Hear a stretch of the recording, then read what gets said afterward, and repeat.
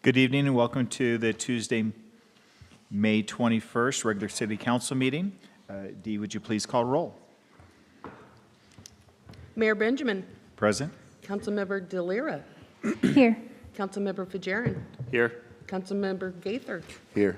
Councilmember Guido. Here. Councilmember Parks. Here. Councilmember Weller. Present. Councilmember Wright. Here. For our announcements tonight, I'm excited to announce that the new Pullman Regional Airport Passenger Terminal will open tomorrow.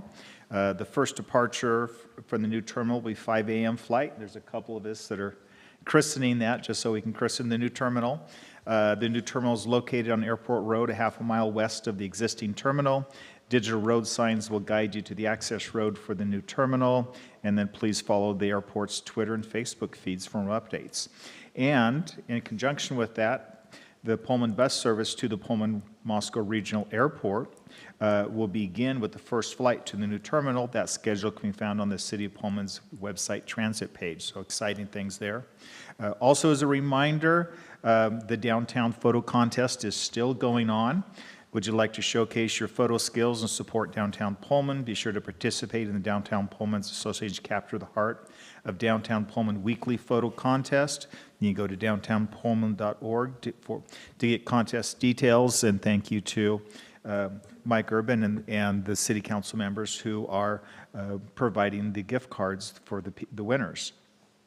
Memorial Day will be celebrated this Monday, May 27th, and the City of Pullman's administrative offices and many departments will be closed on Monday in observance of the holiday. They will reopen on Tuesday, May 28th. We are still accepting applications for a number of open boards and commission seats. If that's something that interests you, please go to the city's website to apply. And with that, we're on to community comments. This agenda item is the opportunity for public to bring comments, concerns, or other non-agenda related items to the attention of the elected officials. Is there anyone that would like to provide community comments? Seeing none, going on to council member comments. And I'll start down with council member Gaither. No, thank you. Councilmember Jalera? Nope. Councilmember Waller? No. Councilmember Guido? Councilmember Wright? None. Thank you. Councilmember Parks? No comment. Thank you. Councilmember Fajarin?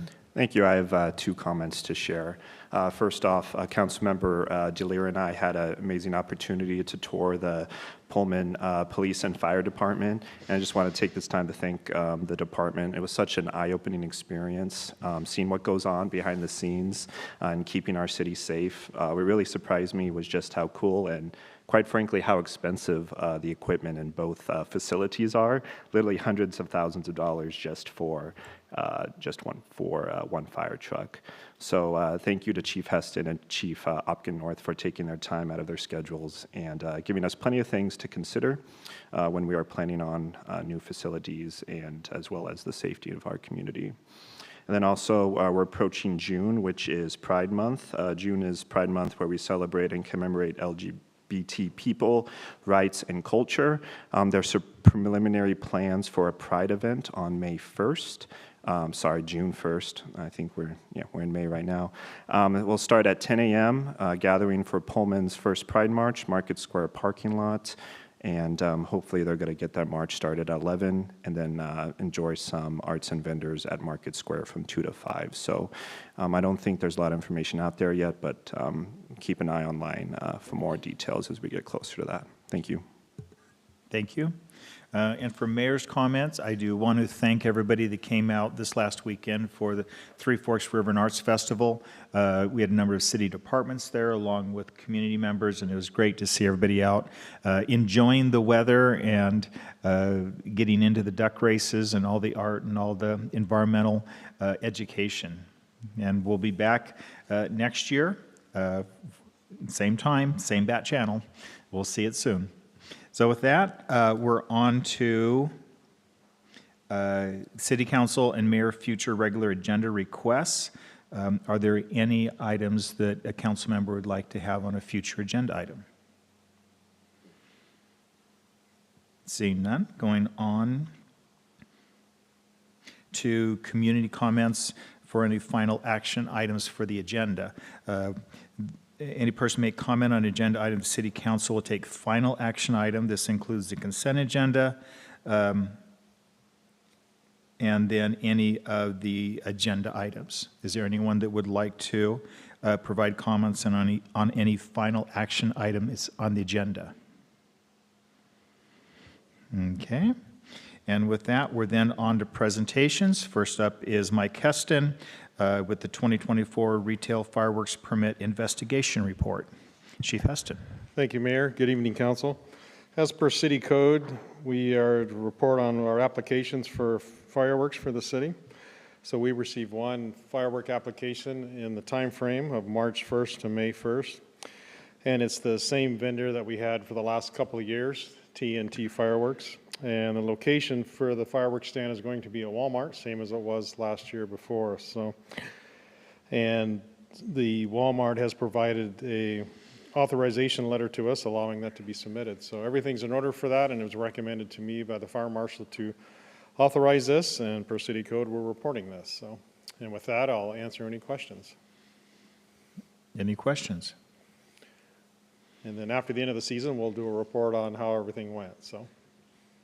And since we do have a few new council members, could you talk about when they can sell and when they can be discharged?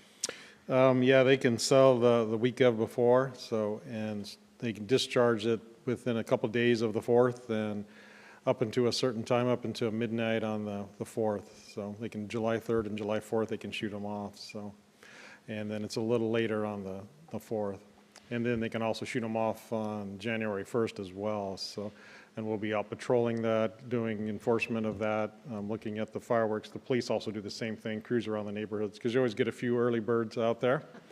And the ones that they can shoot off are the ones that are safe and sane that are only purchased in Pullman. So sometimes we get fireworks that are purchased outside the city, and those are the ones that we're chasing down. So illegal ones typically are firecrackers and bottle rockets, things like those. Those are illegal in the city, so. Councilmember Weller? Thank you, Mr. Mayor. Hey, Chief, this is somewhat related to the 4th of July, but tangentially.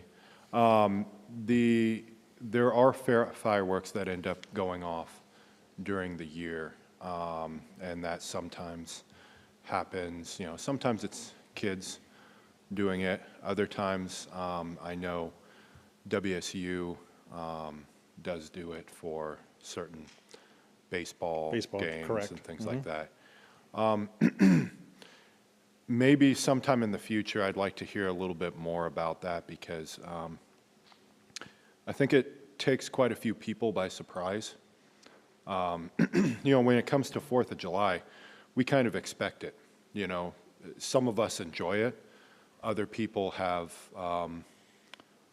trauma that, you know, may be triggered by it, animals, so on and so forth also. But I know, you know, we expect that around the 4th of July time.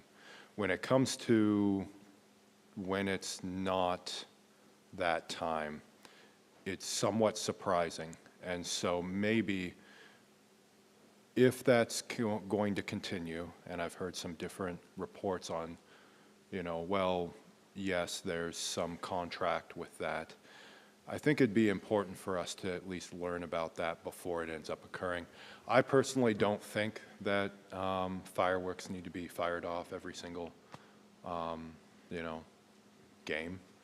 But I'm not in your position, and I'm not in the position of WSU, and I know that does affect people who aren't expecting it. So, as I said, not directly related to 4th of July, but yeah. Yeah, they do shoot them off. We get authorized permits for the baseball games as well as the Cougar football games. So that's when you'll see them. So we can definitely have that conversation with my fire marshal and pin those down and what those exact ones are. So Great. and potentially maybe put out some PR campaigns and let folks know that these are going to be coming during these times, so people can kind of prepare for that better. Yeah, and possibly minimize as much as we can, because it does affect certain portions of the community and pets and so on. So Yeah, that goes pretty good. Councilmember Guido? Chief, can you just, for the purposes of the public on the 4th of July, what is the cutoff time? We're shooting off fireworks. Yeah. And don't quote me on this, because the fire marshal does this normally, so I think it's 11 o'clock on the 3rd and then midnight on the 4th. Okay. I think it's kind of that realm. People seem to shoot it off even more because they get home from the 4th and they all want to go home and shoot their fireworks off. But we are positioned around the community, and anything after midnight, we're heading that direction to have a chat with them to shut her down, so. Okay. So those are the. And there'll be, as we get closer, we'll have announcements specifically related to that. We're still in May. We're not quite to July, so Yeah. there'll be more time to And then talk we hand about out that later. flyers inside. Anybody purchases fireworks, the stands hand out flyers to have those rules, regulations, and hours as well, so. And then we train our troops, update them on that, what the illegal ones look like and what the timeframes are, so, as well as the PD, so. Any other questions? Okay, thank you, Chief. You bet, thank you. Next up, we have a financial update for quarter one of 2024. And with that, our Director of Finance and Administrative Services, Jeff Albrecht. Thank you. Today I'm going to go over the quarter one, so January through March of 2024 for financial. I will caution, I'll talk a lot about comparisons. Comparisons get a little tough in first quarter because a couple timing things can swing comparisons, so I'll kind of try to point those out as I go through. Comparisons tend to mean more as you get farther into the year, so just kind of keep that in mind as we go through. Most of what we'll talk about tonight, we'll focus on the general fund, which is a lot of our general operations for the government. That's probably where the council spends the most time in budget preparation. That'll be coming up later this year, and that's where a lot of staff spends time as that impacts a lot of the things, a lot of the tax-related activities are there. So this is general fund revenue. So our revenues continue to be strong. We've had good recovery coming out of COVID for the last 2 or 3 years.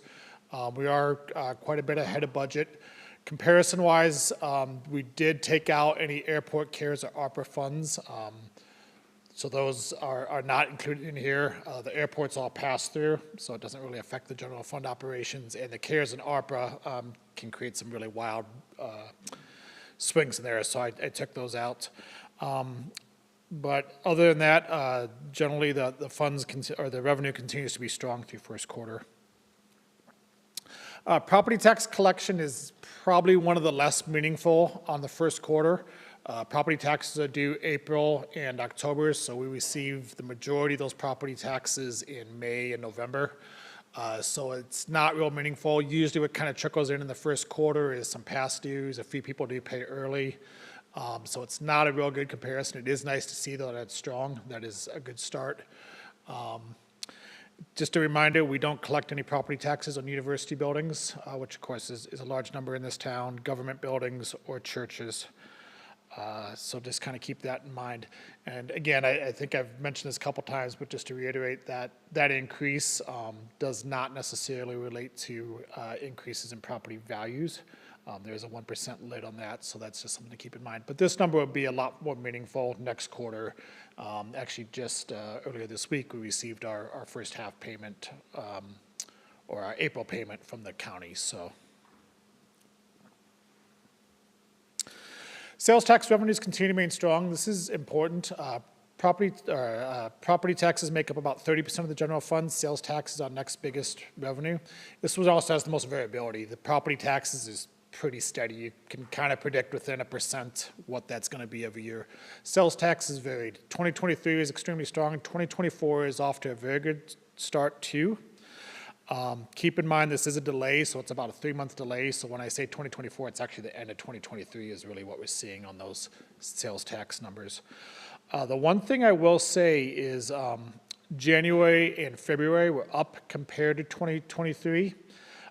March and April were still strong, but they were actually down just slightly from 2023. So you're kind of starting to see that level off. That's something we'll want to continue to keep an eye on. They remain strong, but it's definitely leveling off. We're not quite seeing those increases like we were through a lot of last year. So that's just something to keep in mind. A lot of the increased revenue actually may be related to inflation more than it is necessarily increased purchasing, if that makes sense. As things cost more, of course, sales taxes cost more too. So I think what we're probably seeing is similar purchasing habits, but because things cost more, we're collecting a little more. And again, as inflation starts to cool, you may see that level off too. I didn't do graphs on all these. These are some of the other general fund revenues. These are obviously lower dollar amounts, but worth mentioning. So there's other use taxes. The biggest one is utilities tax there. So you can see that's remained strong. That is the biggest portion of that. One other one that we do get questions about sometimes is admissions tax. So this is 5% tax on admissions charged for basically anything in the city other than high school sporting events. High schools are exempt, but so WC sporting events, for example, makes up the biggest amount in this. It's really a little hard if you look at WC sporting events. So one, this tax is submitted quarterly.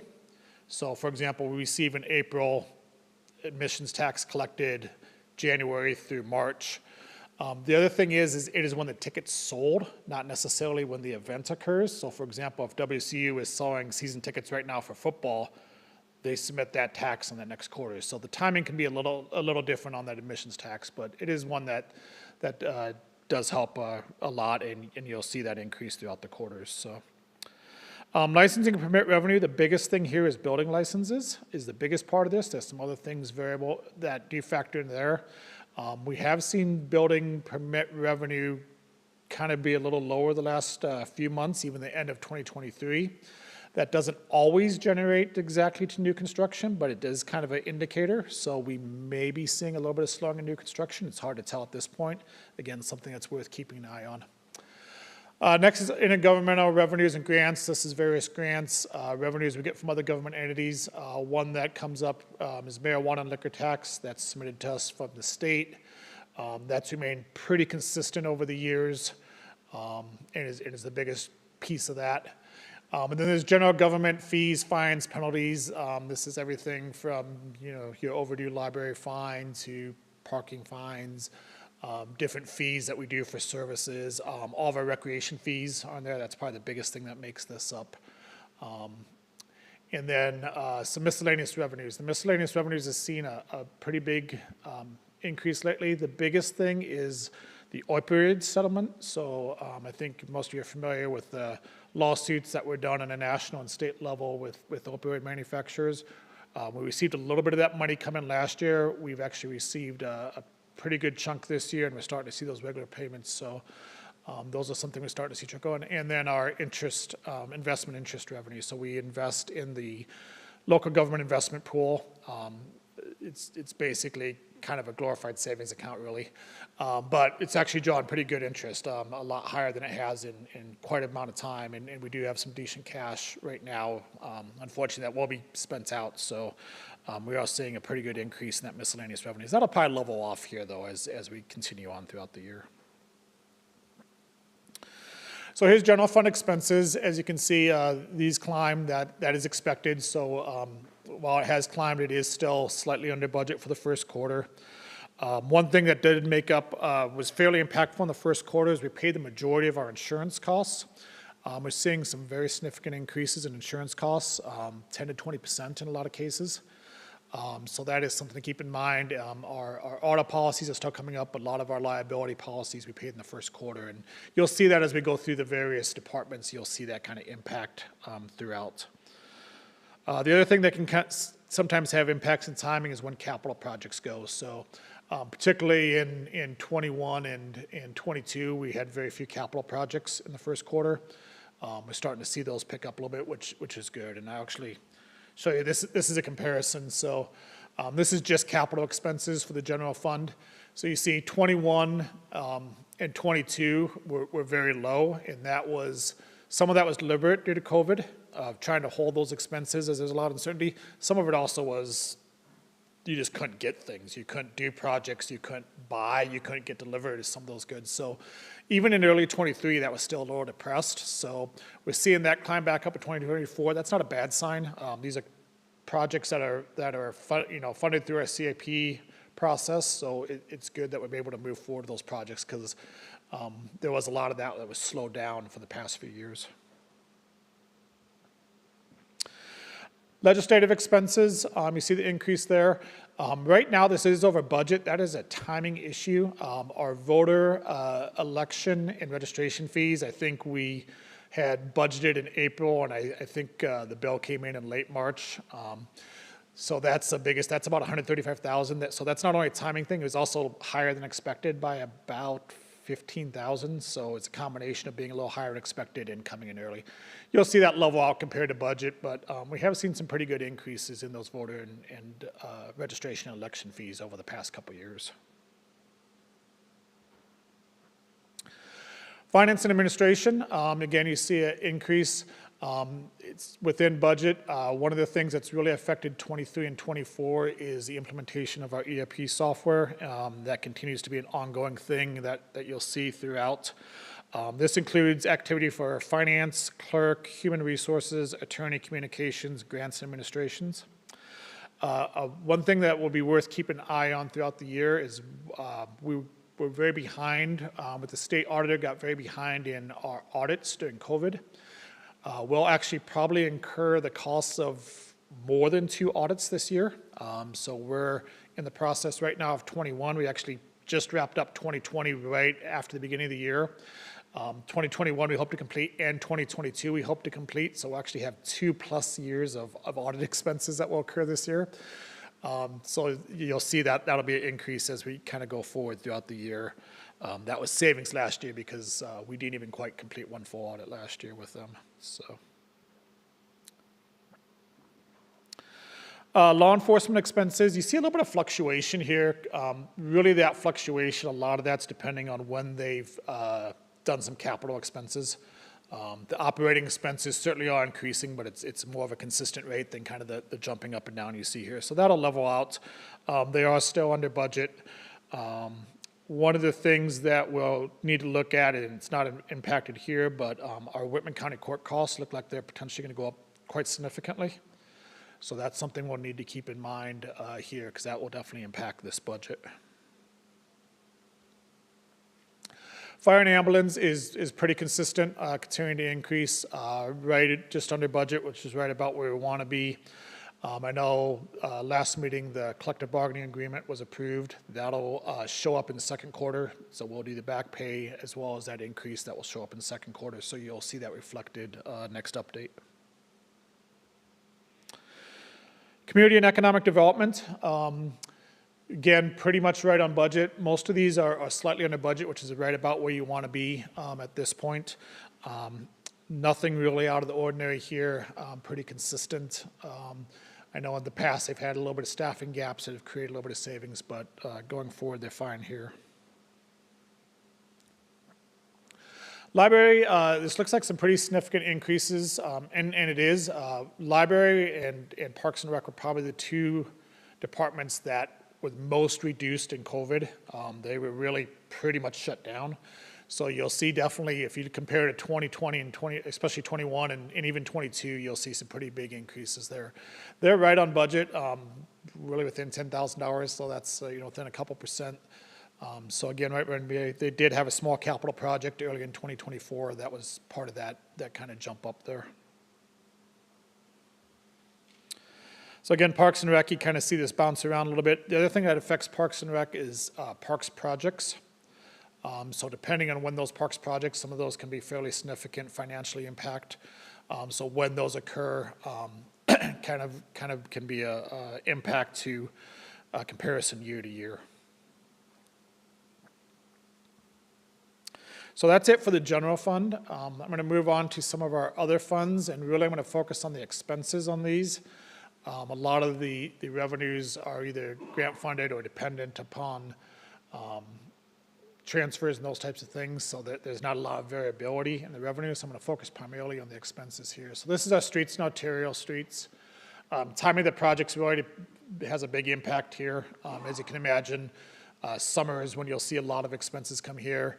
And in quarter 2, we'll start seeing downtown project. There's a little bit in quarter 1 with some of Welch Comer's expenses, but you'll start seeing payments to the contractor that will show up here in quarter 2. So you're going to see a significant increase in quarter 2 as the downtown project progresses. Utility expense, again, this is another fund that was kind of depressed on some of the capital expenses during COVID, and you're seeing a lot of catch-up, so there is definitely more capital in the first part of '24 compared to previous years. But again, pretty well performing to budget. Transit's really one of our probably more consistent ones operationally. They're pretty able to project their operational expenses. You can kind of see a little bit of spike here in 2021. I believe that was some capital investment that we saw in first quarter as they buy, buses or vans or those types of things. So again, the operational expenses are pretty consistent. They know their schedules, they know their driver needs, and they are pretty much right on budget, as you can see there, with about $50,000 better to budget. Internal service funds, so this makes up our equipment rental division, our government buildings, our IT, and our GIS. So these are basically departments that their sole purpose is to serve the city itself. So they basically charge back for services that the city needs. Again, this is one that there's particularly on the equipment rental, there's definitely capital costs that can swing this quite a bit depending on what equipment is due for replacement. That's been identified for the CIP project. So again, pretty much right on budget of where you'd want to be here, within $30,000. And the last one, and this is a revenue one, is a civic improvement fund. So this is money generated through taxes on hotels and lodging. And we've, obviously saw the major dip in 2021, and 2020 is right at the end of the first quarter is when COVID kind of started to have impact. It's really good to see this, but much like the sales tax, while this has really increased well over the last couple of years, you're kind of starting to see that level off, and you can see that a little bit here in the graph. So that is something to keep in mind as we continue to monitor that civic improvement fund. But overall, it's had some nice recoveries out of COVID. So a few final thoughts. Again, quarter one has a lot of variances due to timing, so just kind of keep that in mind. Revenues remain strong, but we're definitely starting to see some of those revenues level out. Inflation has definitely been impactful, both positively and negatively. Inflation's helped drive some of those things like sales tax and utility taxes as costs gone up, but of course the costs of the city go up too. So that's something to keep in mind. I think the biggest things where we've seen in inflation right now are some of our fees from the county, whether that be the potential court costs or the election fees, and then like I mentioned earlier, the insurance has definitely been a very impactful one. Our capital investments returning to normal. This is good, but of course it does mean more costs, and you will see some significant capital outlay, not only with the downtown project, but just some of the other projects and equipment that have kind of been delayed a little bit over the past few years. And then last thing is we'll be starting the 2025-26 budget soon here. So we'll be starting the biennial budget. Already starting to do a little bit of prep for that, but really start kicking off the process in June, and we'll be coming back in early June looking for council to approve that schedule. With that, I'll answer any questions. With that, questions. So Councilmember Wright. Thank you, Jeff. As always, a great report, very concise, very direct. It's awesome. I do just have one question. And when we first started looking at the general fund, you had some disclaimers down there that indicated didn't include CARES, didn't include ARPA. Did that just pertain to the general fund, or are those expenses being disclosed in the public works? So that was strictly the revenues from those activities. So really, it's the ARPA and the CARES funds are not this year, but it's more of the year-to-year comparison. So that was the revenues, because otherwise you'd see these giant spikes in revenues of $9.6 million of ARPA funds coming in. So, so yeah, the expenses are being captured. For example, the downtown project's being captured in the streets fund, for example. Okay, perfect. I just wanted that to be clarified. Thank you. Any other questions? Councilmember Gaither. Yes, great presentation. You mentioned how inflation has had an impact on the city, fees from the county, election fees. are there any areas where you anticipate inflation having an impact on the city or budget in the near future? Other than the ones I mentioned, I don't know, I mean, obviously, it's going to have a little bit of impact. I don't know that you'll see the large impacts as you did in some of those categories. You know, I think we've seen it already a little bit in some equipment and some of those types of things. Construction's definitely one where, you know, I think we've seen some projects come in higher. And I know that's something that they're always continuing to monitor. So, yeah, I mean, it's going to affect a little bit everywhere. Some areas are probably more than others, though.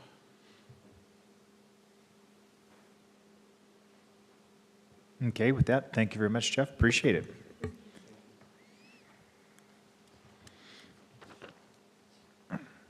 At this time, we move to the consent agenda. The items listed on the consent agenda are considered to be routine in nature and be enacted by single motion of the City Council without separate discussion.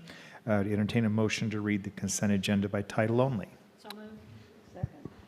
All those in favor? Aye. Any opposed? With that, Mike, if you could read this consent agenda, please. Thank you, Mayor. Good evening, Council. Tonight, your consent agenda consists of item 1, a motion to approve disbursements for accounts payable checks number 2011-1248 through 2011-1320, totaling $737,329.63. Item number 2, a motion to approve disbursements for accounts payable checks number 2011-1321 through 2011-1373, totaling $492,545.99. Item number 3, a motion to approve disbursements for accounts payable checks number 2011-1374 through 2011-1434, totaling $436,035.60. Item number 4, a motion to approve disbursements for accounts payable checks, electronic transfers, and payroll transfers totaling $1,612,121.14. Item number 5, a motion to accept the quote of Fisher Systems for the police facility access control panel conversion and upgrade. Item 6, a motion to authorize staff to enter into a forest land response agreement with the Washington State Department of Natural Resources. Item number 7, resolution number R-31-24, a resolution accepting the bid of Curtis Concrete Construction Incorporated for the McGee Park Sidewalks and Stair Replacement Project and authorizing execution and delivery of the contract for said project. And item number 8, resolution number R-32-24, a resolution authorizing the execution of a water quality combined financial assistance agreement between the City of Pullman and the Washington State Department of Ecology for the Pullman Stormwater Decant Facility Construction Project. Are there any items that a council member would like to have taken out of the consent agenda to be discussed separately? Council member, which number? Weller, Number which one? 7. Number 7. Are there any others? Okay, with that, the consent agenda will be items 1 through 6, and then number 8. I would accept a motion to approve the consent agenda. So move. Second. Any discussion? All those in favor signify by saying aye. Aye. Aye. Any opposed? Okay, with that, item number 7, Councilmember Weller. Kurt, you don't even need to get up. I just wanted to tell you, thank you so much. You know, those McGee Park steps and those areas, you know, they needed to be done, and you did it before I called it in. So you're being proactive. I really appreciate it. And that park is being used more than ever with all of the equipment. So I just wanted to recognize and bring that out and tell you I appreciate it. Staff kind of called out that project due to their frustrations of plowing snow during the winter and that sidewalk being about that wide. Yeah. So, Well, I and appreciate the stairs you. definitely needed on the upper end. Yeah. Thank you so much. If that, would you like to entertain a motion? Yeah. Move to accept number 7. Is there a second? Second. Any discussion?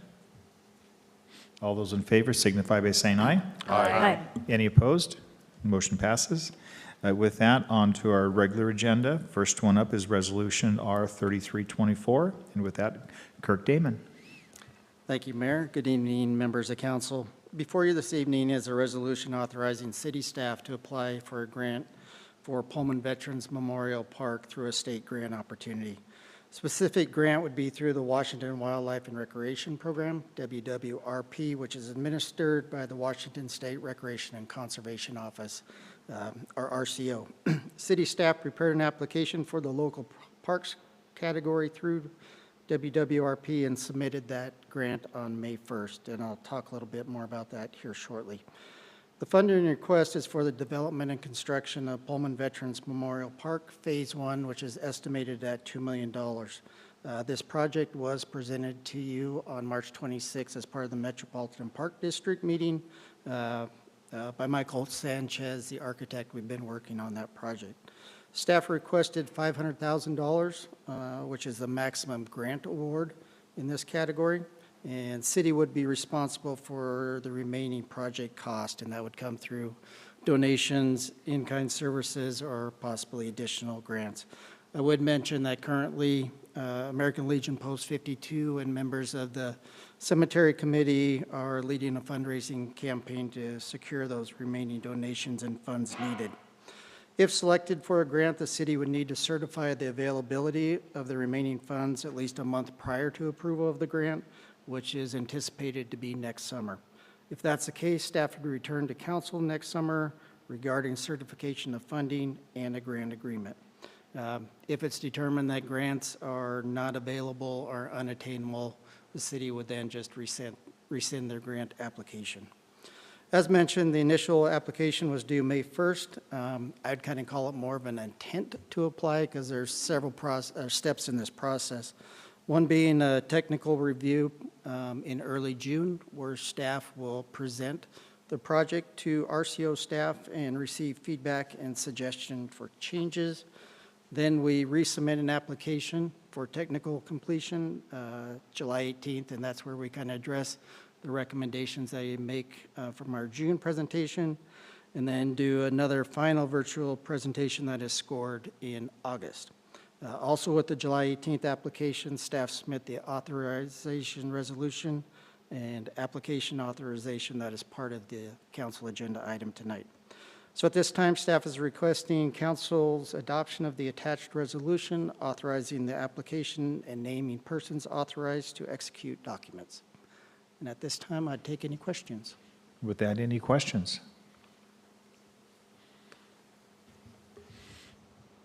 Don't see any questions. I thank you for your work on this project. It's a very worthwhile project, and so thank you. Thank you, Kirk. And with that, I'd entertain a motion for us to approve resolution number R33-24. So moved. Second. With that, Mike, if you could read the read the item. Resolution number R-33-24, a resolution authorizing submission of a Washington Wildlife and Recreation Program grant application to the Washington State Recreation and Conservation Office for Pullman Veterans Memorial Park. Any discussion? If not, all those in favor signify by saying aye. Aye. Any opposed? Motion passes. Next up, we have resolution R3424, which is a resolution related to a comp plan for climate resilience. With that, Ariel. Thank you, Mayor. Hello, City Council. I will start by introducing myself. There are some new faces up there. My name's Ariel. I'm an assistant planner within community development. I started with the city as an intern in 2019 and then went full-time in 21. And with that, I was able to work on what is brought before you tonight. So in just kind of a little bit of background for everyone, in September of 22, the Department of Commerce reached out to us if we wanted to join the Climate Pilot Program. And the goal of this program was to develop the guidance and tools for counties and cities to address climate change in their comprehensive plan. So it's going along with House Bill 1181. Pullman does not have to comply with all of that since we're not a fully planning county under the Growth Management Act, but we still thought it'd be interesting to join the pilot program to help guide other cities. So September 16th of 22, we accepted, and that kicked off a long process. We met with Commerce every 2 weeks between October and March. We worked through their guidebook, which is something that they developed to try to help cities and counties work through the new House bill that was passed. And so we every 2 weeks, we're given a task. We're going to work through this section. It was myself, RJ, and Chief Heston, and we worked through all of the things, and instead of creating a new element for our comprehensive plan, we decided to add climate resiliency through the entire plan, which is what you will be reviewing tonight. So we worked with 2 consultants. It was Burke Consulting Group, who worked on the original 21 comprehensive plan update, and Cascadia Consulting Group. So they went through the entire comprehensive plan and proposed updates on how we could be more resilient to climate change. We focused on increasing in heat, personally for Pullman, from the heat bubble in 21. And so they developed some maps that showed different heat islands, canopy cover. Those were not provided, but since that wasn't incorporated into the plan itself. But we do have those if you do want to see them later. And the result was in March of 23, Planning Commission reviewed the draft changes and gave some extra suggestions on wording, adding a little bit here, taking out parts that were already in city code. And in April, when they reviewed it for a second time, they recommended sending it to the Environmental Resilience Commission, which was a new commission created by council just, I think, the month prior to that, with their first meeting happening in May. Since they were new, we didn't want to just throw them into the comprehensive plan, so they started reviewing it in August of 23. So they, at their hour meeting every month, went through all of the draft amendments to the plan. They added some extra things, reworded it some more, better understanding of what was being proposed, and at their August, I've lost my timeline. At the February meeting of this year, so 24, so August 23, February 24, they recommended approval of the draft to be sent to Planning Commission. So they recommended to Planning Commission approval of it. It went to Planning Commission at their March meeting. They once again reviewed it per code, and they recommended approval to you all, which is what we're bringing tonight. So I can take any additional questions you have. With that, Councilmember Weller. I am so stoked. And let me tell you why. Because back in 2013, Councilmember Skog, this is how far it goes back, Councilmember Skog, who was on here, and he was actually ASWSU also. He was on, and both of us were saying we need an environmental sustainability committee. It was not adopted at that time. It's taken this long, and I was on the formation of that Environmental Resilience Committee. So I'm really happy to see all of the efforts that you've done, that the group has done, all of it. I do have some questions, though, when I was looking through your findings of facts.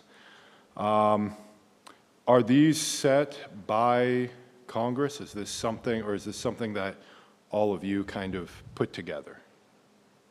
The amendments? Yes, the amendments. They were originally done by the consultants for the pilot, and then we helped with, they had some extra ones where like, let's add like Palouse Prairie in. We don't have as much, worry about flooding. Well, we do in parts of town, but compared to Port Angeles was another city, that's what they focused on, with sea level rise. So we really just went we looked at it as like a broad Pullman, and then it went to Planning Commission, Environmental Resilience, and kind of narrowed it more. I have some thoughts on this. Yeah. And,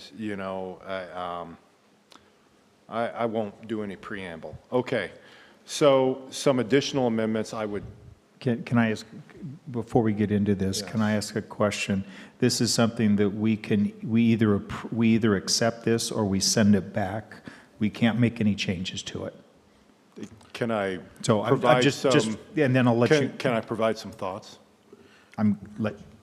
Okay. Can I get a clarification? Yeah. What is the outcome of the thoughts you're providing? Is it just for Get absorbing feedback and to have feedback from Ariel on if the thoughts that I have already been thought of by the group, and so if the thoughts are already incorporated in, or then if they aren't, then you have another thought on that. Yeah, it's thoughts on thoughts. It's a layered cake here. All right, all right. Let's get some icing on. So I was thinking back, And some thoughts on, when I was reading through the numbers, your thoughts on the inclusion, or if you had already thought about this, on biodiversity. You know, you have the effect of physical, economic, social, space, stream, rivers, biodiversity, habitats, ecosystems, riparian zone health. So I'm throwing that at you, one. Underground water resources, light pollution, which is something that's becoming a larger, especially with the dark skies movement and so on, and the reduction of heat islands. And on that heat island thing, I would love to see a map, because I love those. So anyways, I threw a lot out at you. I can repeat. I'm not making any amendments. It's a thought. Okay. So I guess what exactly is, because we did talk about I believe that we do have light pollution in one of the amendments that. Okay, I didn't see it in the considerations for the adoption of the new plan, so maybe I missed it. I mean, throughout the entire thing, the Environmental Resilience Commission did kind of sprinkle in, you know, sustainable here, native plants there, and encourage the increased use of. So they did try to beef up the language, I guess is the best way to put it, about, you know, being better about what kind of plants we're using, making sure they're native, which does kind of increase the biodiversity, bringing back native spruce prairie into, you know, various parts of Pullman, making sure that it's not just kind of whatever is on sale at all the different nurseries, but kind of having a better mindset on what will survive and what has historically survived.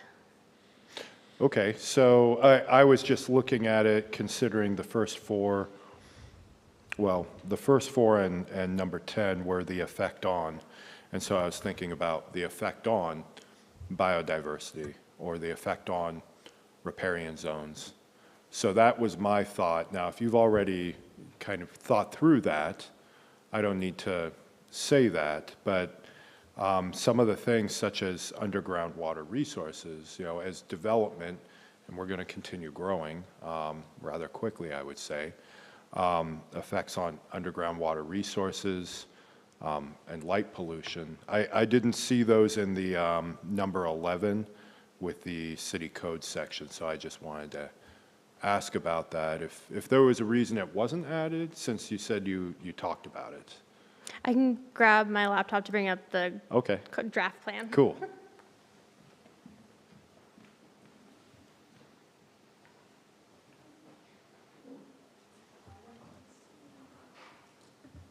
Sorry, I'm not trying to put you on the spot. You did an awesome job with this. I just, some clarification.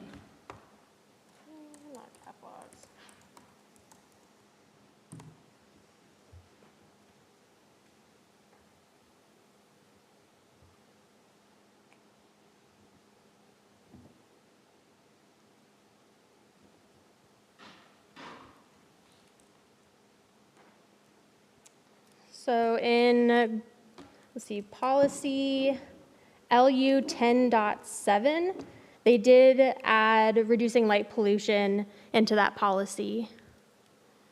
Okay, I guess it's not in the resolution, the findings of fact. So that's why I was looking at. Find the findings of fact. In the larger one.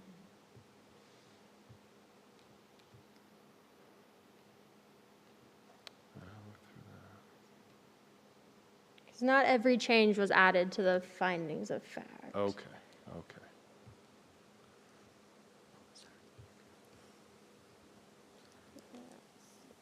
Yeah, I didn't see it there. Where did you see it? Yeah, I didn't see it in the either documents, so I was kind of wondering.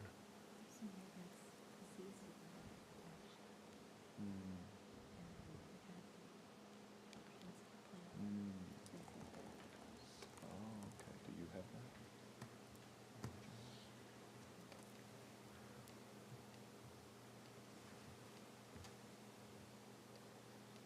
And then policy LU 1.7, They added incorporating greenery for natural shading and reduce impervious areas. Okay, I think on our, yeah, so I'm getting some clarification here, so go ahead. Councilmember Delera? Yeah, I think in maybe the agenda changed a little because I remember the comprehensive plan included the double underline edits. So I guess maybe that's why we can't find it.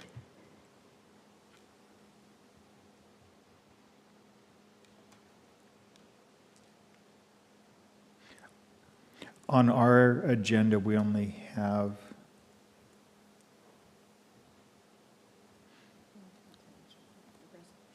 it's under the resolution is where it's under. So there's two documents, so it's the resolution is the one that she's referencing. Okay, so it wasn't put into the finding, I gotcha, okay. All right, I was looking primarily at the findings of facts. And so it sounds like you all have buttoned it up. I was just making sure with those, questions. And the riparian zones and those are normally covered. Is that what you're saying? Like the habitats and the biodiversity? Yep, they're also in Title 16 Environment with our critical areas. Okay. That's also where we kind of look at if someone is within 200 feet of any critical area, they have to do a report on it. And then depending on the impacts, either mitigation, which has subsequent monitoring, or if there's no impacts, they don't have to do any further. Okay. Well, I appreciate the clarification. I think I was just looking at the finding of facts mainly. And as far as the heat islands, I didn't see the reduction of that, especially with new development. Is that something? I know at one time we had discussed the use of green roofs and so on and so forth, but those have their own problems that come with it. So is that something that maybe we'll look at sometime in the future, or the reduction of heat islands? Yeah, I can get you the policy if you That's want. okay. We No do talk problem. about green infrastructure and Great. encouraging the increased use of that. So through green roofs or less impervious surfaces, however they want to do that. Awesome. Well, Ariel, I appreciate it. I know I put you under the gun there, but you did awesome. So thank you so much. Yeah. And if you look, there are heat resilience strategies, waste heat reduction actions that are built into this. Councilmember Delera? Hi. I don't really have any questions, but it's mostly just hyping up the amendments. So I just appreciate all of the additions around public transit and the other modes of transportation that was being added in the comprehensive plan. And I also want to acknowledge how much it personally means to me to see policy additions like policy T.5.5 on expanding transit service with the aid of public input. Another one is policy LU 4.6 on making walkable neighborhoods with the intention to help increase food security. So it just really hones in on not only uplifting the importance of reducing our carbon footprint, but also how that connects to how we get around Pullman and opening doors to being able to access recreational services and affordable food too. So I just wanted to thank the Planning Commission, the Environmental Resilience Commission, and the city staff who put all the energy towards all of these new amendments. So it was very exciting to see this in the agenda for today. So thank you so much. Thank you.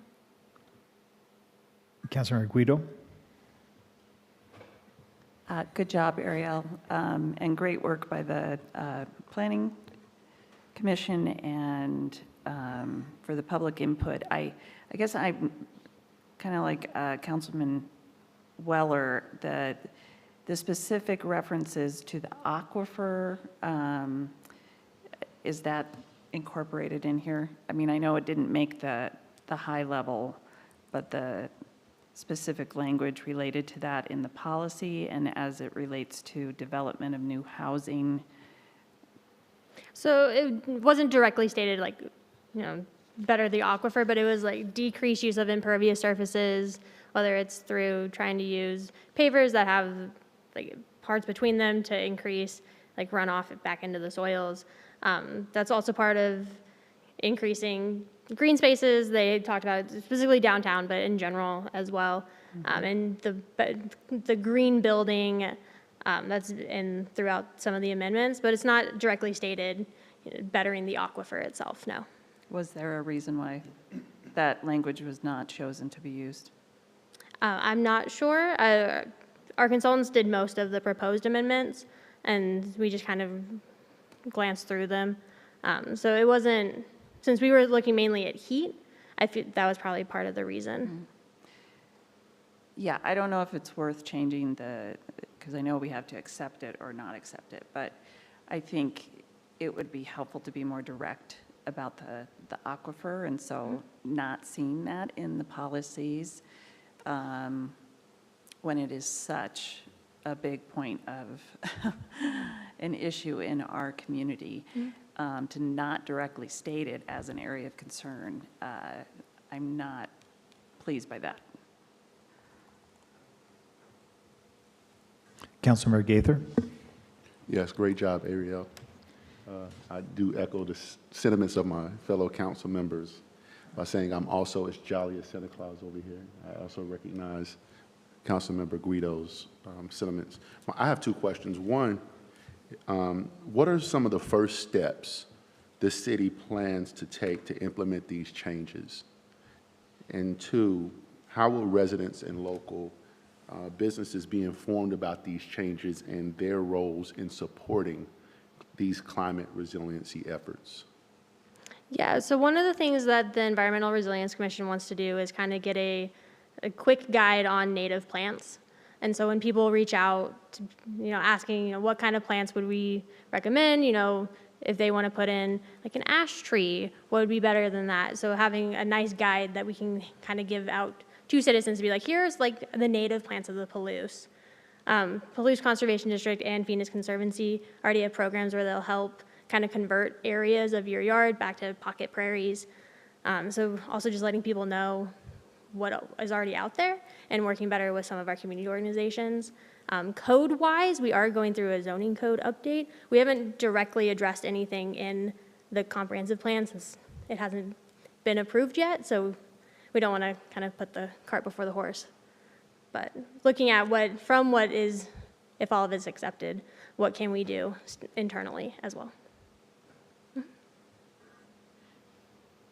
Any other discussion, questions? If not, I'd entertain a motion. Motion to approve resolution number R3424. Second. With that, Mike, if you could read the resolution, please. Thank you. Resolution number R-34-24, a resolution approving amendments to the City of Pullman Comprehensive Plan relating to climate resiliency. Any discussion? All those in favor signify by saying aye. Aye. Any opposed? Motion passes. Thank you, Ariel. Next, we're on to discussion, and this is City Council goals and priorities. The City Council has had 2 meetings in which we've worked on getting the draft of the goals to this level. And so this is a discussion to continuing our work related to the draft goals. As a part of it, and you'll notice I kind of put in italics a couple different things related to trying to trim in certain areas in order to make our goals, first of all, realistic and something that's achievable, as opposed to just goals that are lofty, but we don't actually accomplish anything with it. So the first thing I would do, are there any related to the previous discussions we had, are there any things that, as we put together this draft, anything that you feel is missing from the draft? Because I know there were a lot of comments, a lot of discussions that we worked really hard to incorporate things in. And I will, if you note this note at the top, is there is a cover letter that comes with this, and a part of that cover letter will reference direct readers to the CIP, specific for those items that are already scheduled within the CIP process. And that's the reason why those items don't specifically show up in the goals, because they're already in the CIP process or they're outside the 2-year time frame. So are there anything? Thanks, Councilmember Delira. It looks like you have a thought. I guess it's mostly making sure I understand the differences of some of the terms that we're using, particularly under city department visioning. I'm having trouble distinguishing the difference between the trail lighting, which I think touches on my multimodal safety routes. So I wonder if I could get maybe a clarification on what those two different, like what was our discussion behind those, and what would... The multimodal safety routes, that was a discussion that we had that was around not just walkability, but it was also biking too. And the discussion was around the work that's being done on the College Hill safe routes, and for actually expanding that work to the whole city as it relates to identifying where the main walking areas, but also biking areas, and making sure that they're safe for the community. And, and understand each one of these, this is, once we start into it, there's going to be developing it out further and accomplishing. Councilmember Weller? Well, I think we need another meeting. No, I'm just kidding. I do want to say that we have under healthcare, or under not part of the 2-year goals, regional efforts in the area of, I know there's healthcare. I was also thinking there was some discussion around mental health or wellness, something along those lines. I think if we say wellness, that can encompass both mental and physical. But I'll leave it up to the rest of the council. That was just... Do you like that, the wellness? Health and wellness. So rather than healthcare, go to health and wellness? That's good. Oh, those are two separate things, though. Healthcare is care. Wellness is, Care. I mean, well, it's is mental health care. mental health wellness. I don't want to be wordsmithing, but, I mean, they're different. I mean, when we talk about healthcare, we're talking about healthcare and access to healthcare. When we're talking about wellness and, which would include mental health wellness, that's more of a concept than it is a position, if you will. I think that's a difference of philosophy more than anything else, because there is healthcare as in the hospital, and I understand where you're coming from. Healthcare is in the hospital, but the hospital is now also encompassing mental health. So, And I'm happy to put wellness, healthcare, and then wellness as a separate item, just so we have. yeah, I'm not married. So that we have it covered. I'm not married Healthcare to to me either sounds like thing, insurance. so, Okay, yeah. Councilmember Gaither? Sounds like insurance to me. Healthcare sounds like insurance. Am I missing something? It's access to health Oh, care. access to health. So, going to suggest, can we say access to healthcare and mental health services?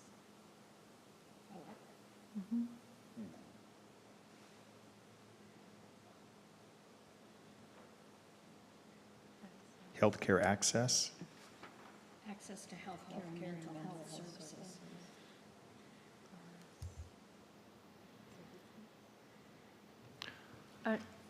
I think we're getting a little bit too into the weeds, maybe just having a general mental health and health care.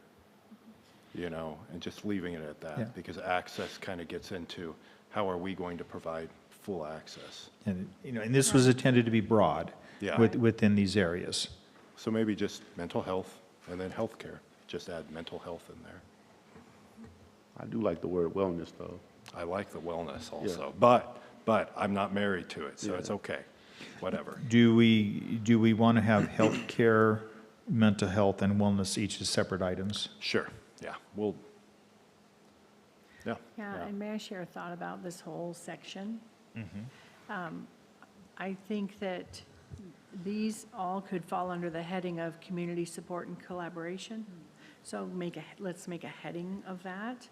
And I also believe that emergency preparedness may need to be pulled out as a separate area of emphasis, because we are, and maybe we get a lot of feedback that what is our city's emergency preparedness plan? What is the emergency plan should something happen? So I just checked it as something that we may want to pull out based on how other council members feel.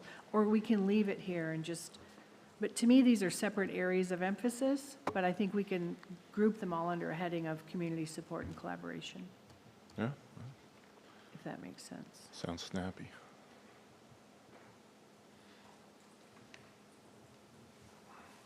Because like tenant-landlord relationships, we would need to be collaborating with the tenant-landlord association or being in contact with them, and they sharing information with us as well. That's an example of the collaboration part. Do you want community or regional? Because one of the things we did call out community and regional efforts. But we're city council, what's in our purview, our direct purview, what can we directly do? So regional efforts into our community is, okay, so, I mean, so the I'm title. just bringing that up. Community support and Somebody's- collaboration, and then, okay. I'm not opposed to regional, I don't want to get too more wide than what is realistic for our actions. I do think the regional is important. I'm not sure how exactly the words, verbiage and everything goes, but I mean, as we look as a city, we do need to start to extend out and see where are the collaborations we can do. You know, we can find. And what I hear is above the underline where it says we're not part of the city's 2 years goals would be put this community support and collaboration. So what's underlined would still exist. Yeah, I'm not opposed to regional, I just don't want to overextend our reach or our ability to. So emergency preparedness, well, to me, we would be focusing on the city of Pullman. Whitman County is a different entity. We can collaborate, but we don't really have decision-making or direct action toward that. if But that we do makes have sense. regional efforts. So that end there's up regional occurring. efforts like Red Cross. Oh, So sure, these are okay. the, so Yeah, these are okay. the regional effort sides as opposed to, the city, yes, the city is very, has very specific things as it relates to the city side of emergency preparedness. Sure. But as it relates to individual emergency preparedness. Sure, that makes sense. Thank you. Can I just go back on our healthcare one? Just, I Yeah. felt we kind of left it lingering. Do we want healthcare, mental health, and then wellness, those three, or do we want to do we want them as three individuals, or do we want to group them together? Let's just do the three. I think, you know, that takes everybody's input.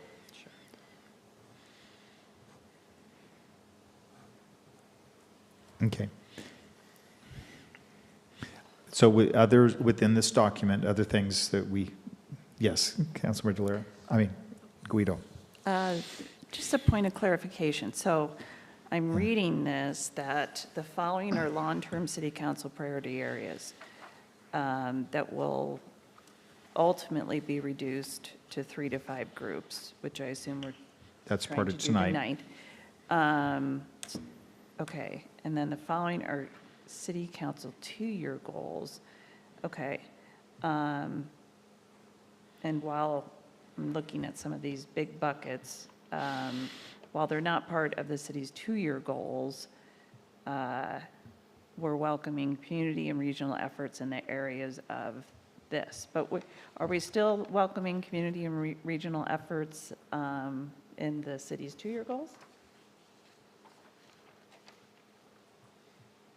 Many of them are going to, some of them we're going to be able to do ourselves. Others are going to require community involvement. So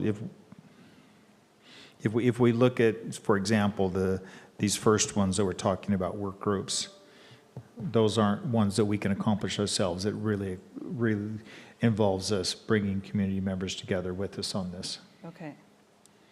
Yeah, I guess the way I'm reading that is that it makes it sound like we're only accepting community and regional efforts on the long-term goals. Or is that just me? That was more intended to just provide clarification that even though they didn't fall into our 2-year goals, we still support the efforts, community efforts and regional efforts that are going into these areas. Okay.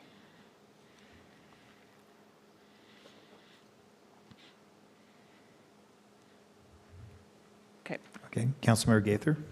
Yes, I'm still hung up on the word healthcare. For some reason, when I hear healthcare, I hear access to health, I hear insurance policies, who can go to it, and I need to hear it in a sentence. How are we going to use this in a sentence? Because I just hear we want to promote the overall health and well-being, or the overall health and wellness of our community.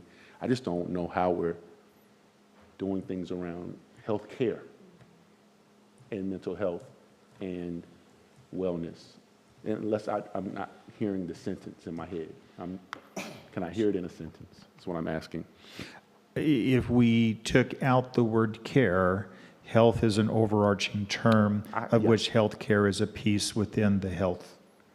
So we could go from health care to community health. Yeah, so overall Or health, yeah.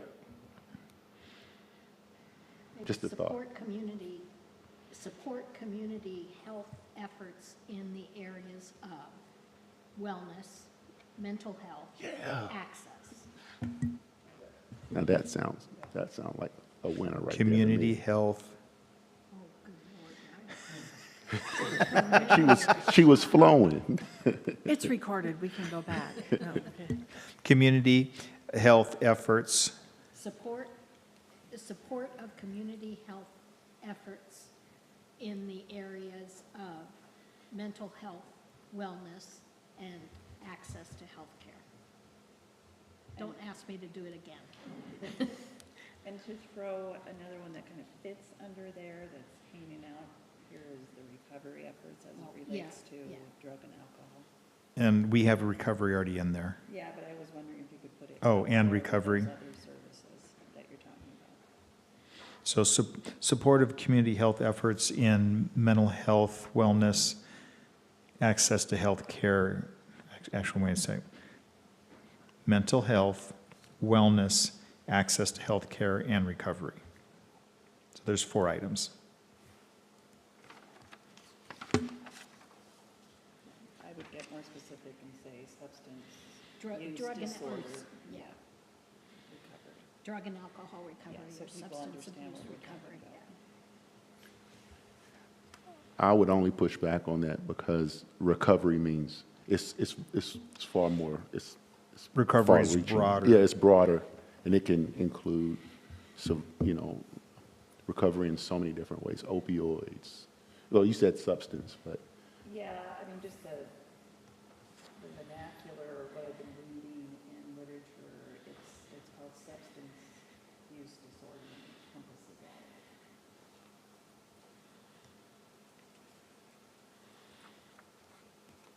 So SUD. Right, and I'm thinking of addictions that are, and I think this might be where you're going, is like screen time addiction, yes. which isn't a substance abuse, but it's still an addiction. So addictions, recovery, Okay, is that what? addiction recovery.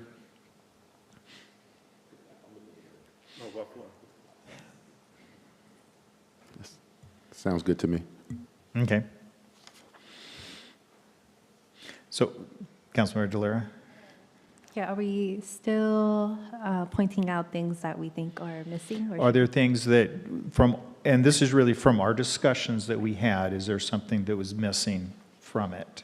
Yeah, I guess one thing, if other council members are on board, is taking something from the city staff memo around the possibility of having shadow days with the staff. So I guess I'm envisioning wording something like increase community and public official education on what daily operations are like and how much they provide essential services in our city.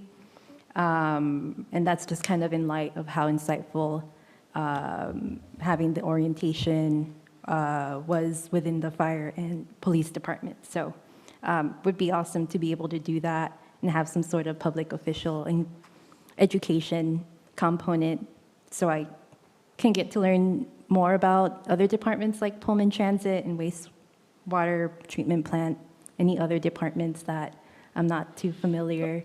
So are these, so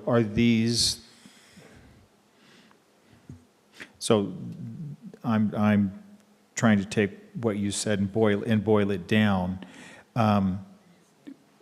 What I hear you is opportunities to be able to learn about the city government. And are you looking at this just for the electeds, or are you looking at this for the community? I think it would be important to emphasize both. I know in social media there's that staff appreciation posts that come in, just making sure that that keeps going. And also I think it would help me as a public official to learn more about different departments. So if we're under community engagement and communications down in that area, and that's what I hear you talking about. The last one under continue to advance and improve community customer service and engagement opportunities, or learning and engagement opportunities. Is that what you're, I'm trying to keep it broad as opposed to narrow in case 6 months from now you're like, oh, I wish I had this other thing on the item. Yeah, I guess that addresses the community engagement piece on how the community can learn more about what city government does. But I think what's missing is maybe the public official education of what each department does. So I'm envisioning it to be perhaps under staff support.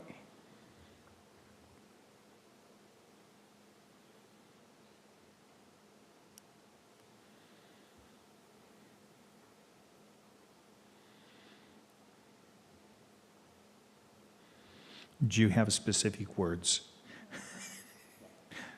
I guess if we're doing it under staff support, I guess I have kind of some language in the works, but it's not grammatically succinct. But I guess increase public official education on operations that are undertaken by city departments or city, yeah, those struggling a little bit there. Okay, yeah, and I'm struggling to put it under staff support because I don't, because that's really elected support for us to better understand them as opposed to staff support that we're providing support to them. So that's what I'm trying to, If I may say, I don't know if this is appropriate under a city council 2-year goal, because I'm trying to keep in mind that these goals are what our staff look to plan their actions and budgets for the next 2 years. It is important and it's a good thought. I'm not sure if it fits here, if that makes sense. We have to remember that we are creating a document that the city staff will adopt and abide by for 2 years. So, and it includes the budgeting, as Jeff mentioned earlier. So I'm just trying to keep us focused on the purpose of this particular document, not to say that that is not important as well. So that's just, I don't know if I'm off course there or not, but that's kind of where my head is going right now with this. And this is something that obviously can be done administratively as opposed to needing to be a specific goal. And aren't we doing that already? I mean, Well, essentially, And right. with the activity that you guys participated in with police and fire. I mean, that's out there, that's available, it always has been available. So does that need to be its own separate objective or goal or priority or whatever we want to call it? I mean, we just do that. So maybe that is administrative from that standpoint. Yeah, because it's already available to be able to be done. Well, to me, it falls under roles and responsibilities of the council folks, you know, that's part of what you do as an elected official, is acquaint yourself with that and, you know, not be a total pain to the staff, but, you know, when they have time to educate you, to be proactive and reach out for that. But yeah, I tend to agree with Councilmember Parks that I don't think it belongs in this document. So, Councilmember Weller? if I may, I actually have to totally disagree, because what Councilmember DeLira is saying is something that, while it may be our responsibility, I can almost guarantee that the majority of council members that I have served with have not gone and taken tours of departments. Now, I'm not saying the council members here, but providing a goal of the staff being able to reach out and say, hey, we'd like you to understand what we do.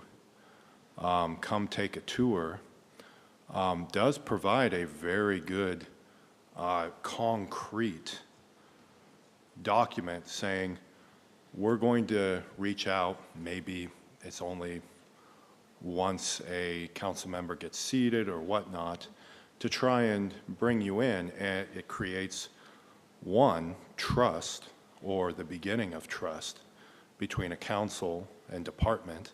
Two, education, so that a council member can make better decisions. And three, it's just a good practice. And while some of us do that in a natural state, some coming into a position may not feel comfortable to do that. They may not know that they can do that. And so I actually really think it's a awesome goal and something to put in a document for us and future council members, whoever's sitting in these seats later. So that's my 2 cents. And these are our goals that council is setting. Thoughts on this? I still think it's administrative. I don't think it needs to be spelled out specifically that you, elected official, must do this, to be in compliance with our goals and priorities. I will tell you, I'll have a hard time with the optics of it if a community member comes to me and says, why do you have this a goal? Why isn't this something already being done?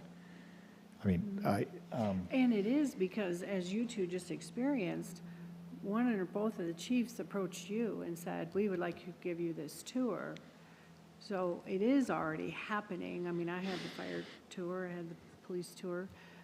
So again, my mind just goes back to my training on all the years, is that, and hearing staff saying, per your goals, we are doing this, we are spending money on this, but we're applying for a grant for this. I mean, this is, to me, I always thought this was sort of their map of what to do for the next 2 years, what to focus on. Not to say that council training is not important, I'm not saying that at all. I just don't know if this is exactly where it belongs. Perhaps it belongs under not part of the city 2-year goals, but just sort of an ongoing thing, like the things that we just discussed. That's all I'm saying. Maybe staff has some input on this. I think Mike Mike has input. Yeah, I do have some input on this for your consideration. I think what you're talking about here is a more robust onboarding process for newly elected officials, and maybe that should be the goal. Okay. And if that is the goal, once we create that process, because The fire department tour, Eric, was about how many hours? 3 to 4. And how about We're the, only halfway done. yeah, and how about the police department tour? About the same. Okay, now we're going to add a whole bunch more city departments. So when we establish the program, I think it needs to be an expectation for all the newly electeds that these are the times and this is the participation level that we're going to require. And we, you know, if we're going to put this together, there's got to be some sort of maybe adopted resolution that all newly elected are appointed, and you guys can be our test, because there's a lot of departments that have this prepared, like police and fire, but a lot that will need to take time to create something that has that robust onboarding piece, as opposed to the items that I did in my office with the newly electeds this last go-around. Is that kind of where we're at? That's a great suggestion. And shouldn't that be part of the council handbook? Yeah, I guess I just, that's where I was going with the roles and responsibilities piece of it, and maybe it does involve a more robust onboarding or a review of how we onboard elected officials. But I'm also just very cognizant of the time factor. I too have gone through the police and fire station tours, and while much appreciated, it is very time consuming. And then we're looking at additional responsibilities with this function, which I think is a good process, Mr. Mayor, but it does involve a higher level of commitment by elected officials participating in these work groups. And more time being spent by both elected officials and city staff, which experiences, you know, it is a lean staff. And I have concerns about it, making it a priority, because to me, this is a document that is telling staff this is a priority. And related to that, that's the reason why I want to get it down to 3 to 5. Right. Because then it's a maximum, it would equivalent to be 2 work groups per council member. And then what my recommendation is we take, for most months, the third week of the month, and we do not have a council meeting, but instead that's when the work group meetings happen. So the amount of time that you would normally have spent in a council meeting is equivalent to roughly 2 hours, and so 2 one-hour work groups that week would be equivalent to the same council time, so you don't, in order to minimize how much additional impact it has on council members. Councilor Weller? I think what Councilmember Guido was saying is pretty accurate, compared to when I think, well, yourself, Pat, myself, were on. The amount of work that the council is doing has really exponentially grown. And that amount, and I'm not saying, you know, one way or the other, I'm just bringing up, I think, what some are thinking, the amount that it places on people who already have jobs, families, and so on. I mean, it's really becoming almost like another job, you know, or part-time job. I'm just bringing that up because I think that's something that we have to also look at, is that, yeah, the work groups, the onboarding, and everything, I mean, it's an important thing. All of these are important things to push us to the next level, the city to the next level. But I'm just mentioning that, so. So Mike recommended, and this is where I'd put under that city department visioning piece, we could add expanded elected onboarding as a, if that's something that people would be agreeable with. Am I seeing? I mean, as long as we're comfortable with staff spending time on that, and, I mean, Right. that's what comes with it, so. That's right, and that's the thing is, these goals, we want to be realistic in these goals. Why don't we, first of all, let's take a look up at the work groups, and is there a number, I mean, I put that 3 to 5 range, what, as a council, do you feel comfortable related to work groups? We can have a maximum of 3 council members on a work group. If 5 work groups, then what I would work to have is 3 council members on 4 of them, 2 on 1, so that each of you just have 2 total work groups that you'd be on. But if we cut it down, if we reduce the number, it would reduce the number of work groups that people would need to serve on. Is there a number do you want to shoot for a number, or do you want to look at these and kind of see which ones? We can look at them. Well, I just have a process Great. question. Who are the participants besides the electeds in these work groups? That is a good question. Is that where staff comes into play? Is that where the interregional collaborations are? I mean, are there, who are the members of these work groups? So in discussions with Mike, our recommendation would be that there would be 2 staff members on a work group. Not that they need to attend both, but so there's 1 staff member on a work group, but 1 staff member that's assigned as a backup, so that if one can't be there, we already have a backup related to that. Am I accurately?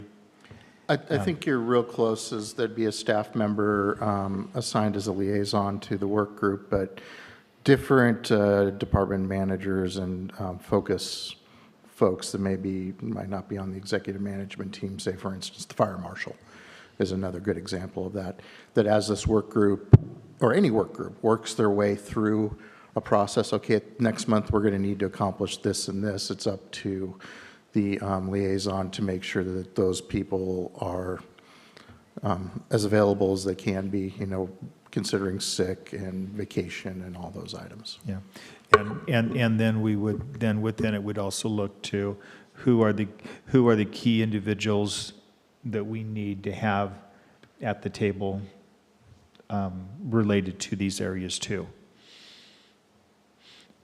But it's, and so that's the piece that we'd have to work through. I'm just cognizant of, I mean, in other words, they're content experts. They're the ones that know their stuff, and we are relying upon them as experts. And what I'm concerned about is we're going to be tapping into the same 2, 3, 4 folks all the time for various things. That's something to consider.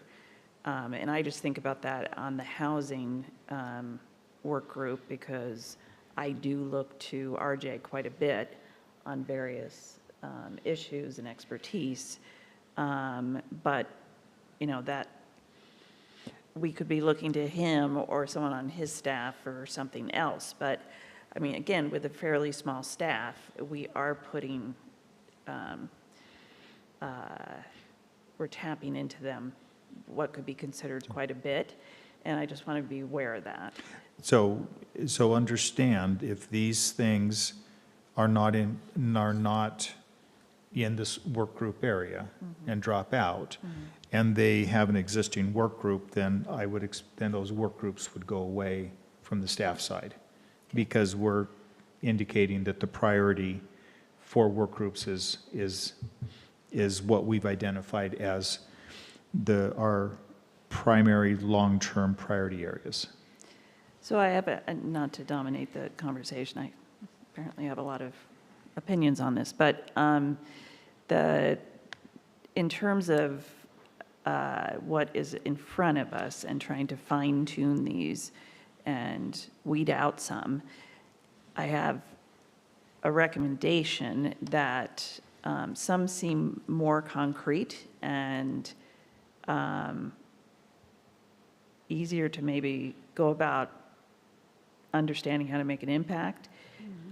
Whereas strategic influence and partnerships, welcoming those two, I would have some trouble moving that up into a work group format because I really wouldn't know where to begin. To me, those are more integral to how we do our operations. Yeah. So that would be one recommendation, is that we drop those two from the top. And with that strategic influence and partnering, that was the one that I saw made sense to at least drop that one out too, compared to the others. And the welcoming, honestly, I feel that with my sitting on the Town Gown Collaborative, and with the new structure and work groups that are being formed under that group, there are definitely opportunities for partnership and the welcoming piece to be addressed by that group. I don't feel like the city council needs to try and do all of this when we have some, thanks in part, Mechanisms a in great place. deal to Mayor Benjamin's, foresight. He has put a lot of this structure into place. So I feel like we're duplicating efforts, and we need to just trust that these structures are in place in terms of Pullman 2040, Town Gown, and we can be partners. Yes. Now, other thoughts? This is a conversation. I know there's some people that are, the welcoming, it's their passion, so I want to make sure everybody has their voice. Councilmember Parks? I have a question about the work groups. The housing, Megan, isn't this sort of a replication of what you're doing currently with your housing? So hers would sunset, and then this one would be created. Okay. And as would reformed might be the Okay. word for it. Thank you. And then the strategic influence and partnerships, did this come out of one of the things that we had discussed in an earlier meeting about somehow improving or developing a relationship with Whitman County? Is that where that lies? This came out of my conversations where I said I'd like to be able to see greater influence of the city at regionally, at the county level, at the state level, in order for us to accomplish what we want to do. This one as a work doesn't necessarily needs to be a work group.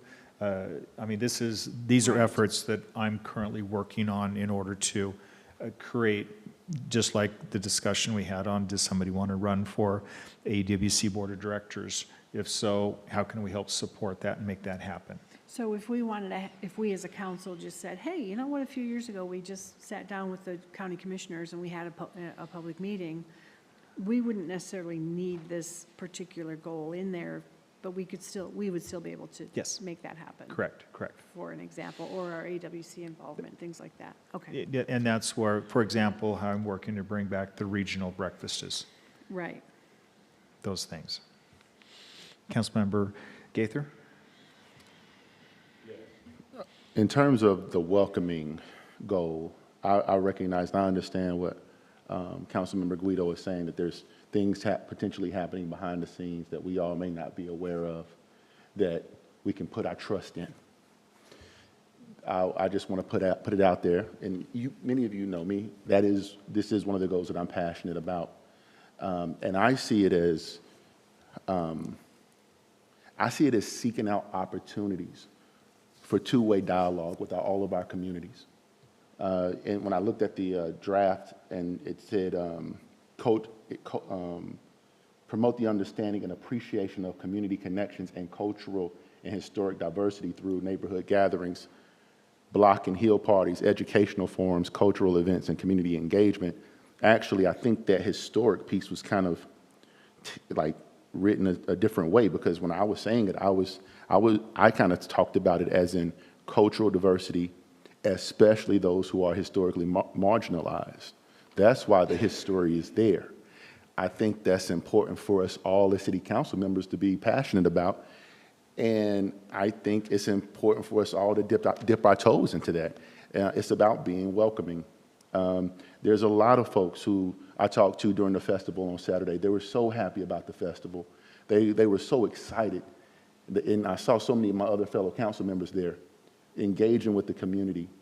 And folks came up to me and said, I just wish we were doing more of that. I wish the city had more of this.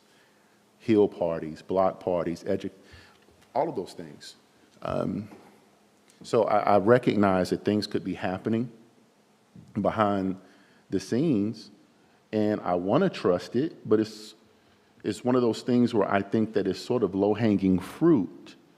I'm coming in this negotiating, being in the middle, because if I was to really talk about a goal for us to think about, it would be about achieving equitable outcomes by eliminating racial, economic, and social barriers in internal practices, city programs, services, policies, hiring, contracting. I can go there. But I think this is a nice middle celebration of the communities, lifting every voice, listening, understanding, educating ourselves, and taking action on what we learn. So this is for our education. And I think that should be a goal of ours. May I ask a question? I agree, and thank you. That was wonderful. I wonder if we can't incorporate the welcoming goal with the community engagement and communications goal, which I have as number one as a priority in that section.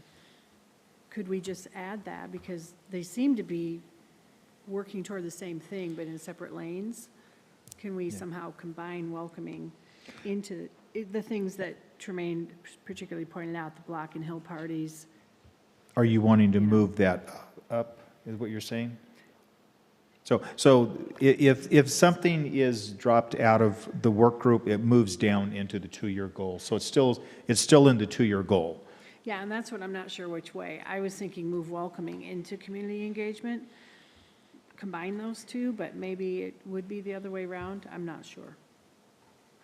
Sorry, that's the extent of my expertise this moment. I'm just asking, I'm trying to follow discussions. As Tremaine was speaking, Councilmember Gaither, I just had that thought of, well, wait a minute, these seem like they want to, community engagement and community is what this welcoming piece up here is to me. While we're on this one, Councilmember Gaitherson, it sounds like I miswrote what you'd stated.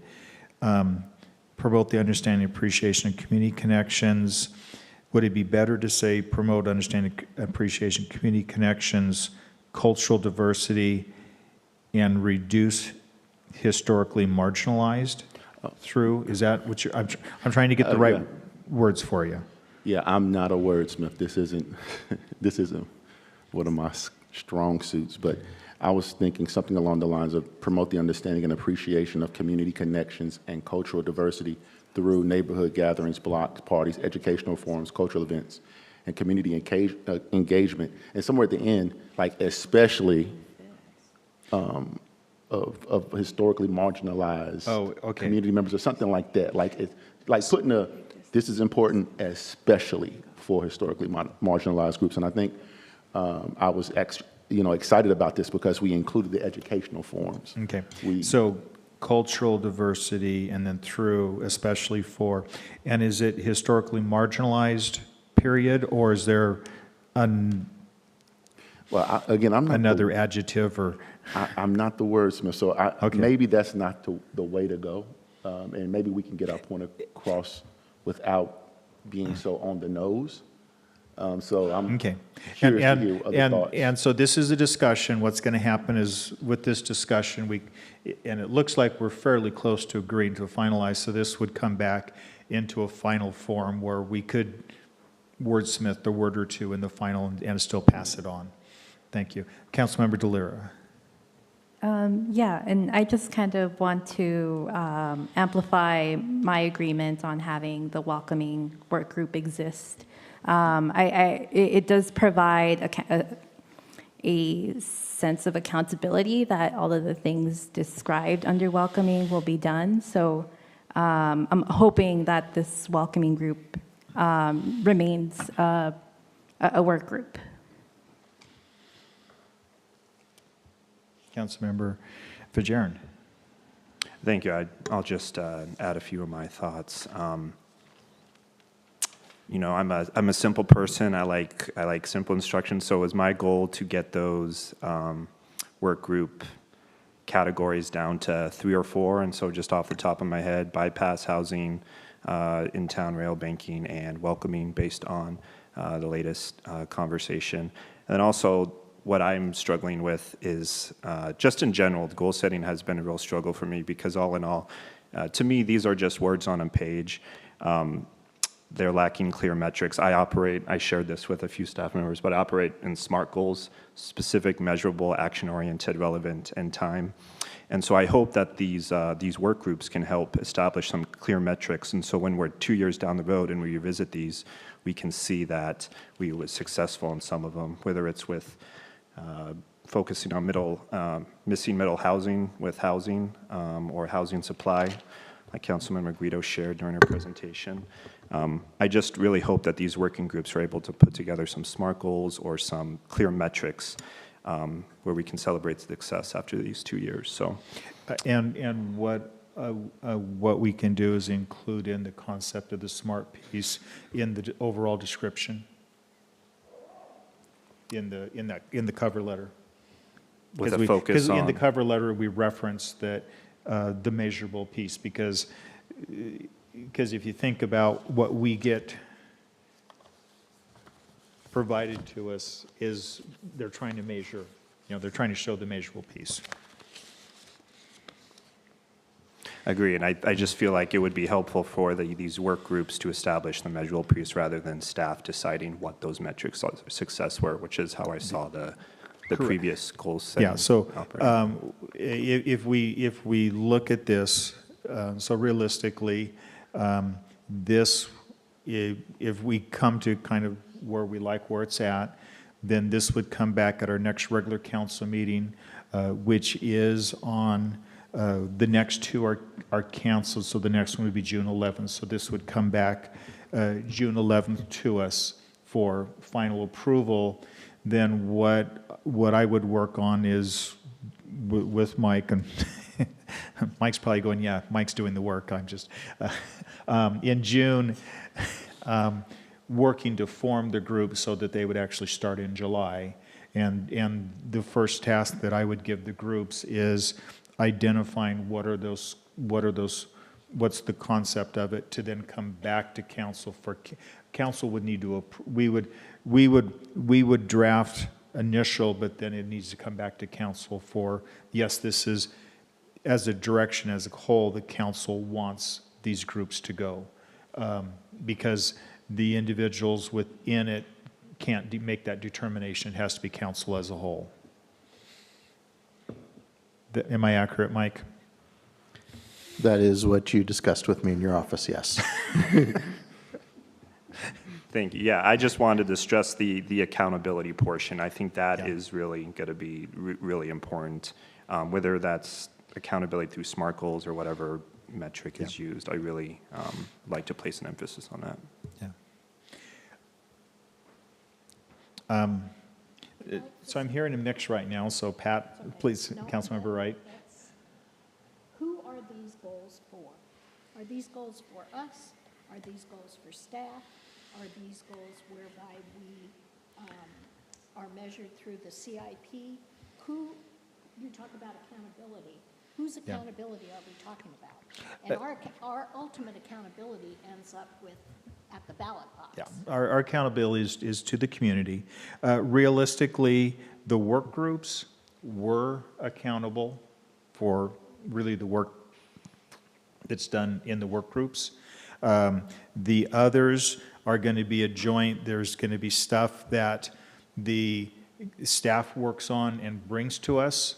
There's going to be some stuff where the staff will, there'll be an iterative process where they bring something, we work on, it goes and back and forth. So there's some of it the staff just show up with, hey, we did this and it's great, and all we do is, put our mark on it. There's others that there's more involvement. Does that answer your question? Well, and I think we have to, part of this process is that we have to identify Yeah. what that is. Yeah. So So, yeah.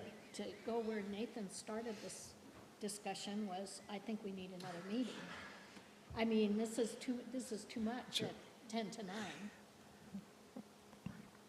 Well, After So- already having a long meeting and losing all the rest of these brain cells of which they're starting to diminish.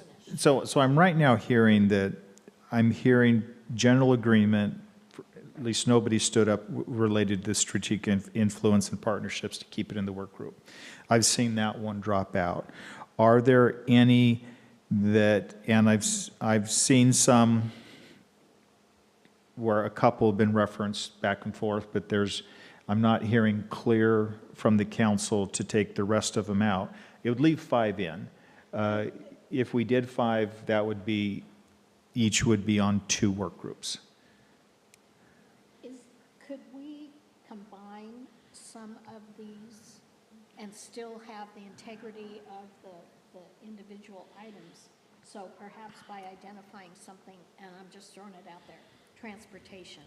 Under that transportation goal would be bypass and repurpose in-town railways. I mean, it might not be transportation, but I'm saying that maybe there is an umbrella under which some of these items can go, and then combining some of these so there aren't quite as many. We don't have too many. Well, we could,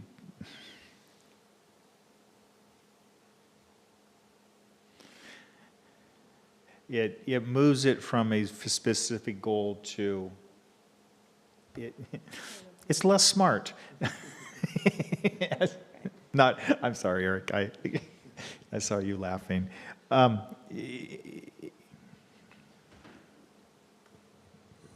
Counsel- have concerns, oh, oh, I'm go ahead. sorry. I do have concerns about trying to lump things together too much.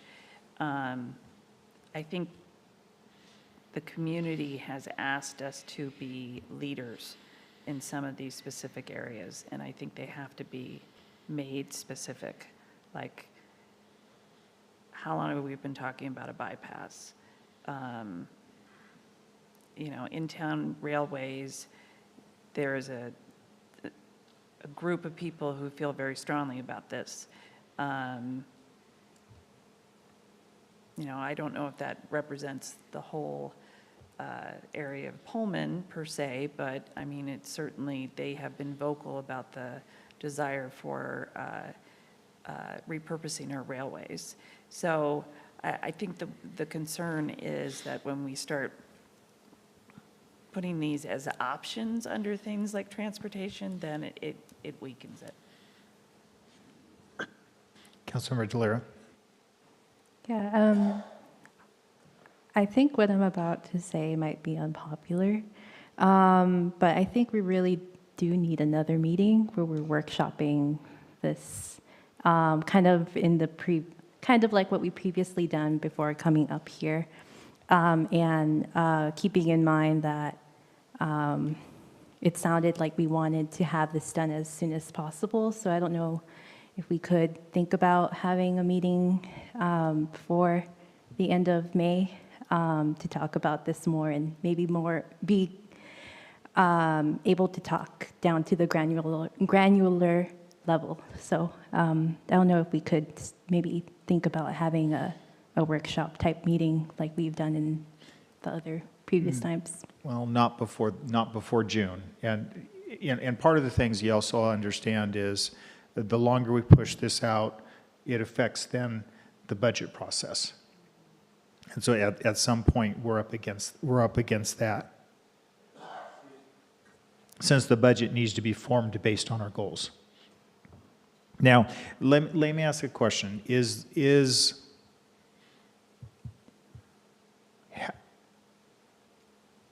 Based on how many people are concerned about the number that are in the work group, of projects that are in the work group? What was the question? Sorry. So how many are, so right now we've dropped one out, so we're at 5. Do you think 5 is too many for us to have work groups that we focus on? How many feel that? I feel strongly about that. Considering we are having trouble staffing our committees, I feel like 5 is going to be a very tough number to work with. Okay. Is there a number that you'd propose? I know you talked 3 to 4. Yes, I did. I would, picture perfect would be 3, but considering the conversation around welcoming, I really do support what's in there, hearing about that conversation. So I am supportive of cutting it down to at least 4. I know one that was talked about was strategic tourism. Is strategic tourism far enough along that it can operate without a work group? And I'm kind of looking to the members that are currently on it.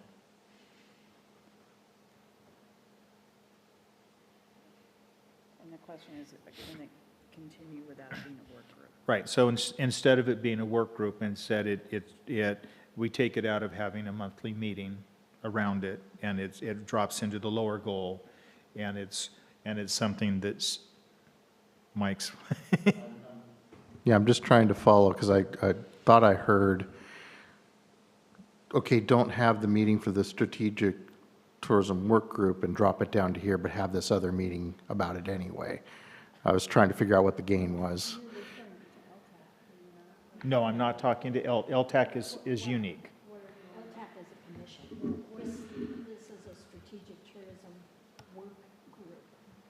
We currently have 2 work groups that are, No, sorry, my question is, what group are Megan and Pat on that you said, is it being covered by that? the strategic tourism. And that's utilizing the document that came from Place in Maine, identifying a specific implementation plan of items of which the branding piece came out of that. So this is an ongoing work group that evaluates that implementation plan. So that is a valid question, and So- do we still, do we need Right. separate? So these other items, are they more important for us to tackle these next 2 years than the ones that you're working, than what's in the strategic tourism? To have a work group, it's not that staff would still continue to work on the strategic tourism piece. We just wouldn't have, we wouldn't put our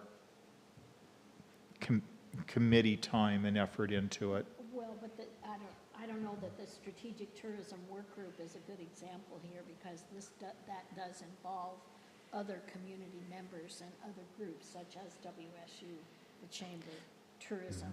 So it's more inclusive than I think what we're talking about in terms of these other work groups. So you're advocating for that work group to continue? Well, I guess I am. That, Keeping in mind that I'm the chair. I I'm- don't necessarily need another meeting, but, I mean, if we want that direction to continue, that's, or as you said with the housing piece, that sunsets, and then a different one picks up, so. yeah.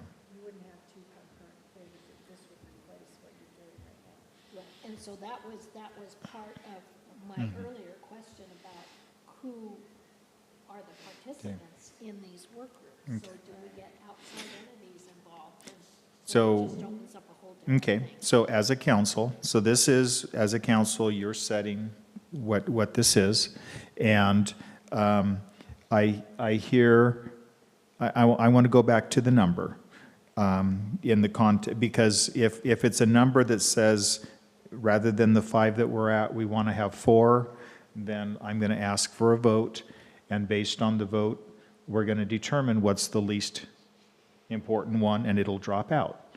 Or if it's 3 work groups we want, then we'll drop 2 out.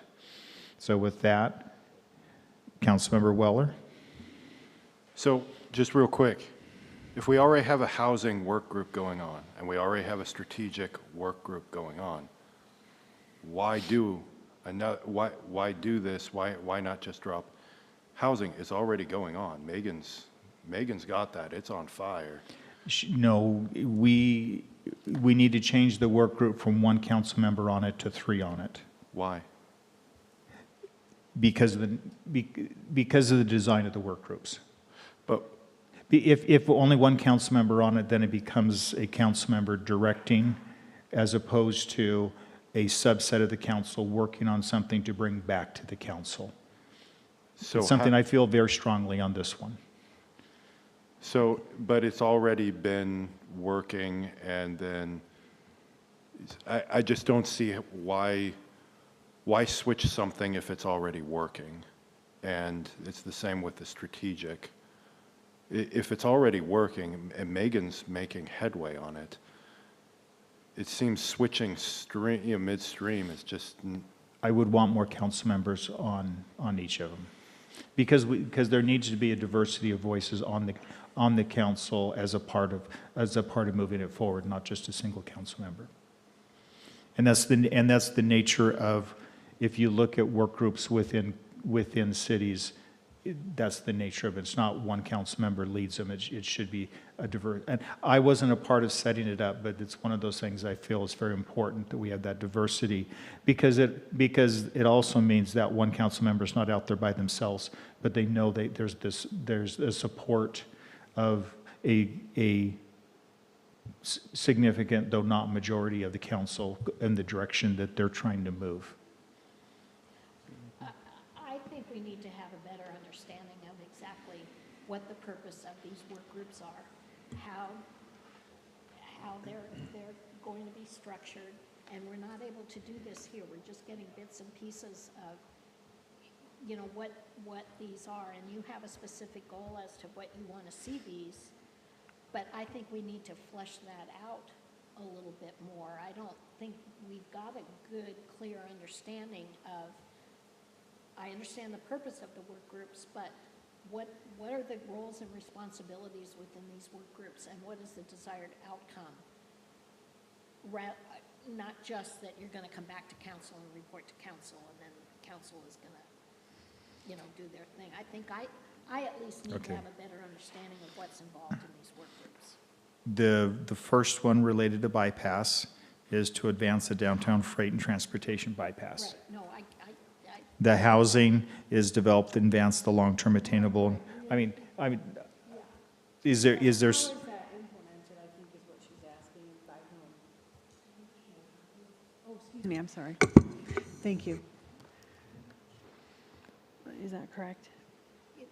yeah. Okay. I think she's just asking, how are these implemented and by whom? I guess where my mind is right now is, can this be an addendum or something separate to the goals? And can we go ahead to the second section and each say what our priorities are in those goals, and at least get that into a draft form?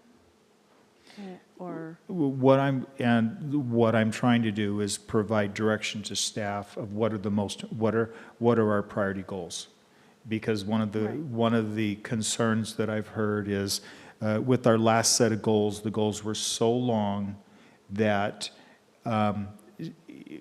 staff wasn't sure what was the most important thing that we wanted to work on and work to advance. And so, as a part of this goal process, I'm trying to move that in order to give us success and give our staff success as it relates to the goals. okay, thank you. Councilmember Gaither? 2 questions. One, we landed on another goal, the healthcare and the health and wellness. Which one is that one under again? The health and wellness goal? That is not, that's under the community and support and collaboration. Okay. So that did not move up. Gotcha. That Just stayed, making sure. that just stayed down there, that we welcome community and regional efforts in the area, Yeah, thanks for in that area. Thanks for that clarification. So after hearing everyone and again recognizing that there are a lot of collaborations already happening town and gown, as Councilmember Guido mentioned, maybe the welcoming could go underneath the strategic influence and partnerships. I am concerned that it will be quite the lift for that particular work group. Concerned that it'll you know, get diluted a little. But I do think, I think that could work. I think it could. I'm just putting it out there. I think that could work. So we're going to drop the strategic influence and partnerships out of the work group area. No, I was going to say, I said put welcoming under strategic influence and partnerships, or maybe include some of that language in the strategic influence and partnerships. So sort of consolidate those two. So we're back to 6 now work groups. Hold on, what am I missing? Oh, Moving it under strategic influence and partnerships. Yeah, So he's saying. okay, so we're still at 5. We're still at 5 we're then. still at 5.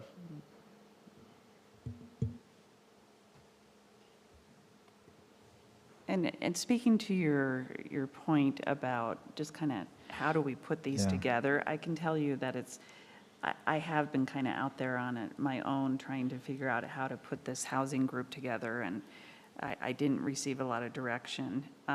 So I have been inviting, as I mentioned last week, folks that have something to do with this and have a real passion for it. But you know, it takes a certain amount of time to just even put that structure together and invite folks who are interested. And you know, it took probably a good, I would say close to a year for us to kind of figure it out.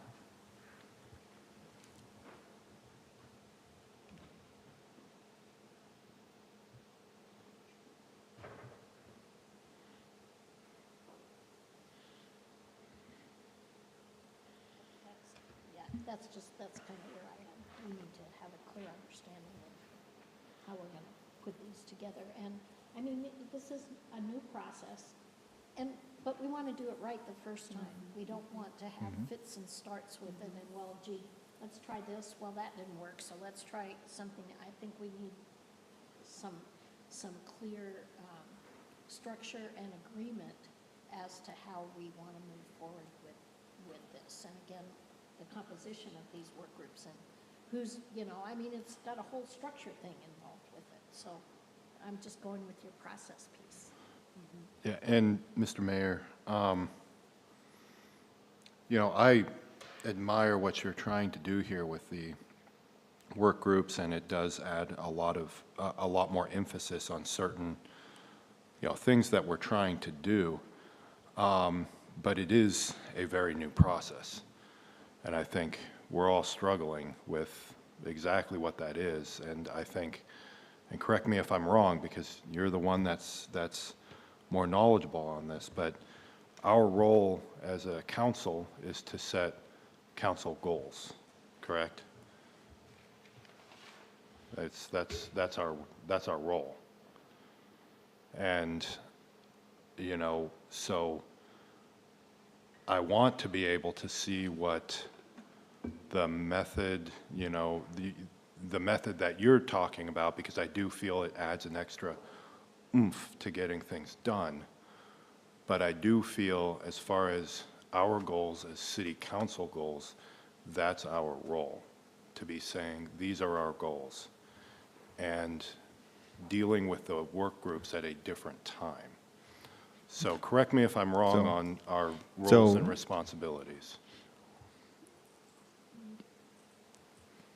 And what I'm hearing from council is we have no priorities for our goals. We just have a list of goals, is what I'm hearing. And in other words, this list, we just move the list down, and we don't indicate there's any priority of any goals over any other goals. That would not be my preferred outcome Okay. of this process. And I don't think, yeah. To me, this is two different things. It's work groups, which is a line of emphasis, but then we also have the 2-year goals. And I did order those in priority myself, for me. So those are what I was more focused on as far as prioritizing, because those are what city council, what the city staff follow. The work groups, to me, are kind of it's not prioritizing or not, it's because these are longer term as well. So we have two different time periods here, and I was more focused on the 2-year. So the goals Okay. Because of the budget process the impending budget process that staff have. So, The, you know, the work groups are not limited to goals that are beyond 2 years. Some of them Sure. are within 2 years. sure, okay.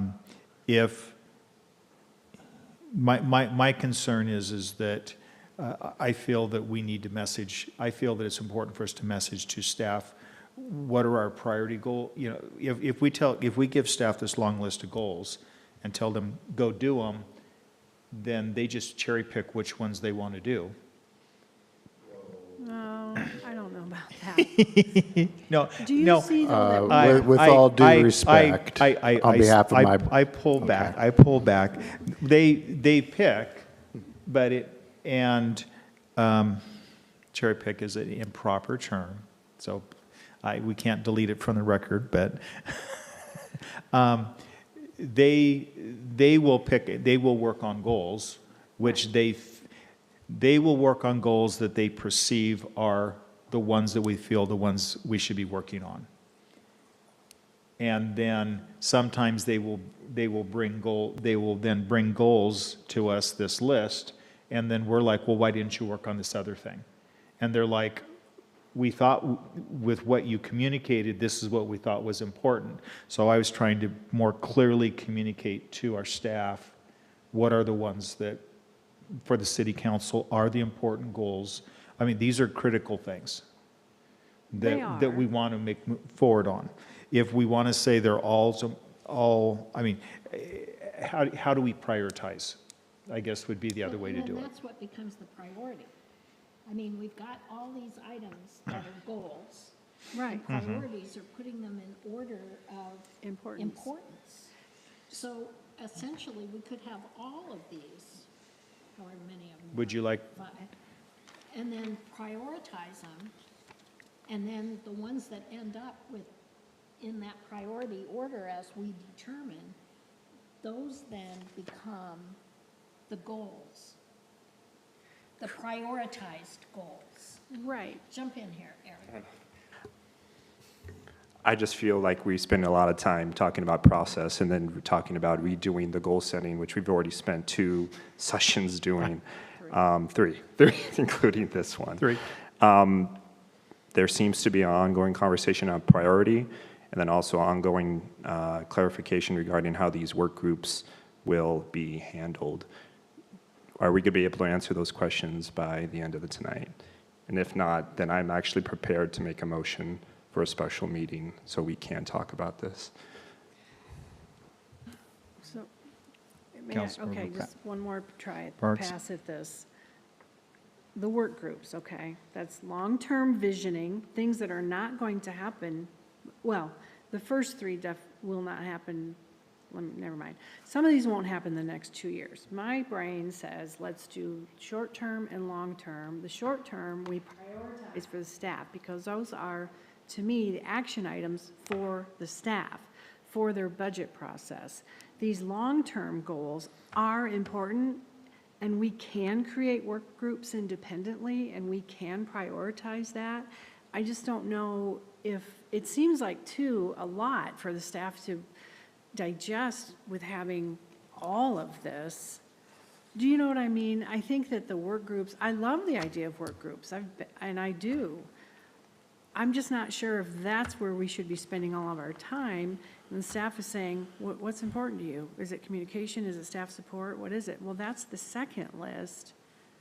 So I'm just trying to be efficient here and try to at least come up with a draft tonight that we can then come back on June 11th and say, okay, you know what I mean? But maybe we do need more time. I'm not sure. Would it be helpful just to remove the work groups out of this document? I would not be supportive of that motion. I mean, of that. Okay. I really believe that in regards to transparency and our commitment to our community, that these work groups are specifically important.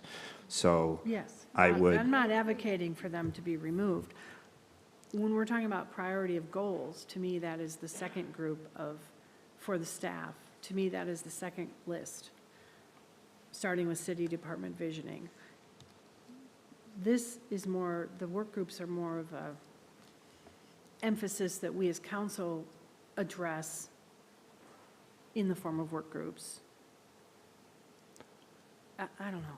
So, Mr. Mayor. Councilmember Weller, There's like two and then lanes here, Delira. you know, and I don't know. So I honestly think we had already prioritized these as these are really important to us. The first 6.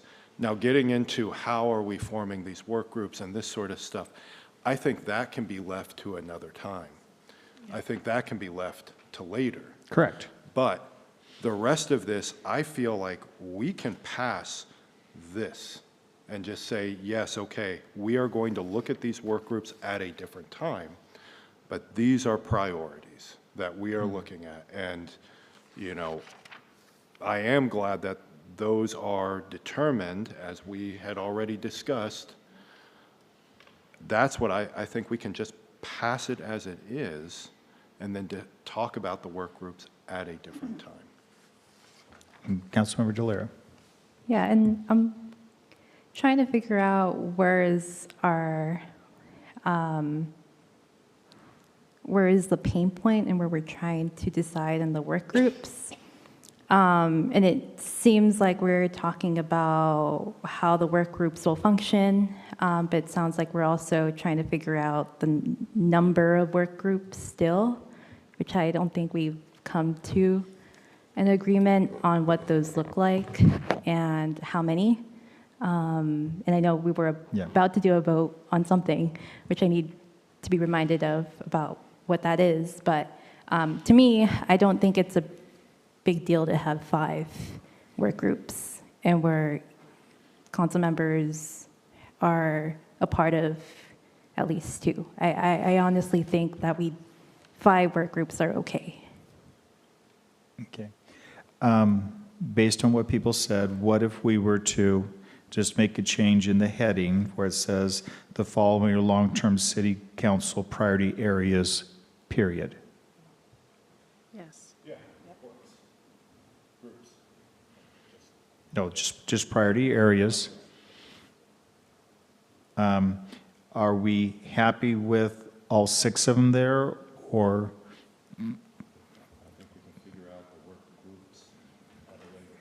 No, I'm not, we're not even talking about any of them being work groups. I support the idea of welcoming going under strategic influence and partnerships if we if we revise it to include both. I would encourage us to separate, because the strategic influence is external, outside our area, whereas the welcoming is inside of our area. It's the focus, the strategic influence is not strategic. There's a local piece, but there's that regional, state, and national. Whereas the welcoming is really, how do we make our community more welcoming? Understood. So I would encourage those kept separate. Councilmember Delira. Yeah, and then just to kind of gauge the time commitment per work group for each council member, we're envisioning it to be once a month meeting during like maybe a Tuesday where we would usually have a. There's no work groups in the discussion right now. So all we're doing is setting council, all we were looking at is council goals. Okay. And then once this is set, then we'll later on have a conversation of, do we want to form work groups from any of these, or what, or what's our strategy to move these 6 forward as a priority? Gotcha. Right. Okay, yeah, So, thanks. right. I think that if I agree Okay. with that, and then with the second group, I think when we come back to June 11th, we would come back with how we would prioritize each council member, take them from 1 to 6, or 1 to 5, or whatever. Because the staff, that would indicate then to the staff, both for the top group and the second group, what we deem as important. Yeah, well, and your challenge with that is under the city department of visioning, there is like 25 different subsets under I had a there. question mark by that, was like, that's a different discussion, but maybe we can do some homework and communicate to you. And maybe at you another know? time, we can come back and and work to do a better job to communicate to staff priority for what to work on. And I think tonight is just one step forward. Okay. Let's Right. just So take a coming step up with the forward. next draft. Now, are there any, well, do we want to bring this back as a discussion, or do you want to bring it back as a final thing for the 11th with this document?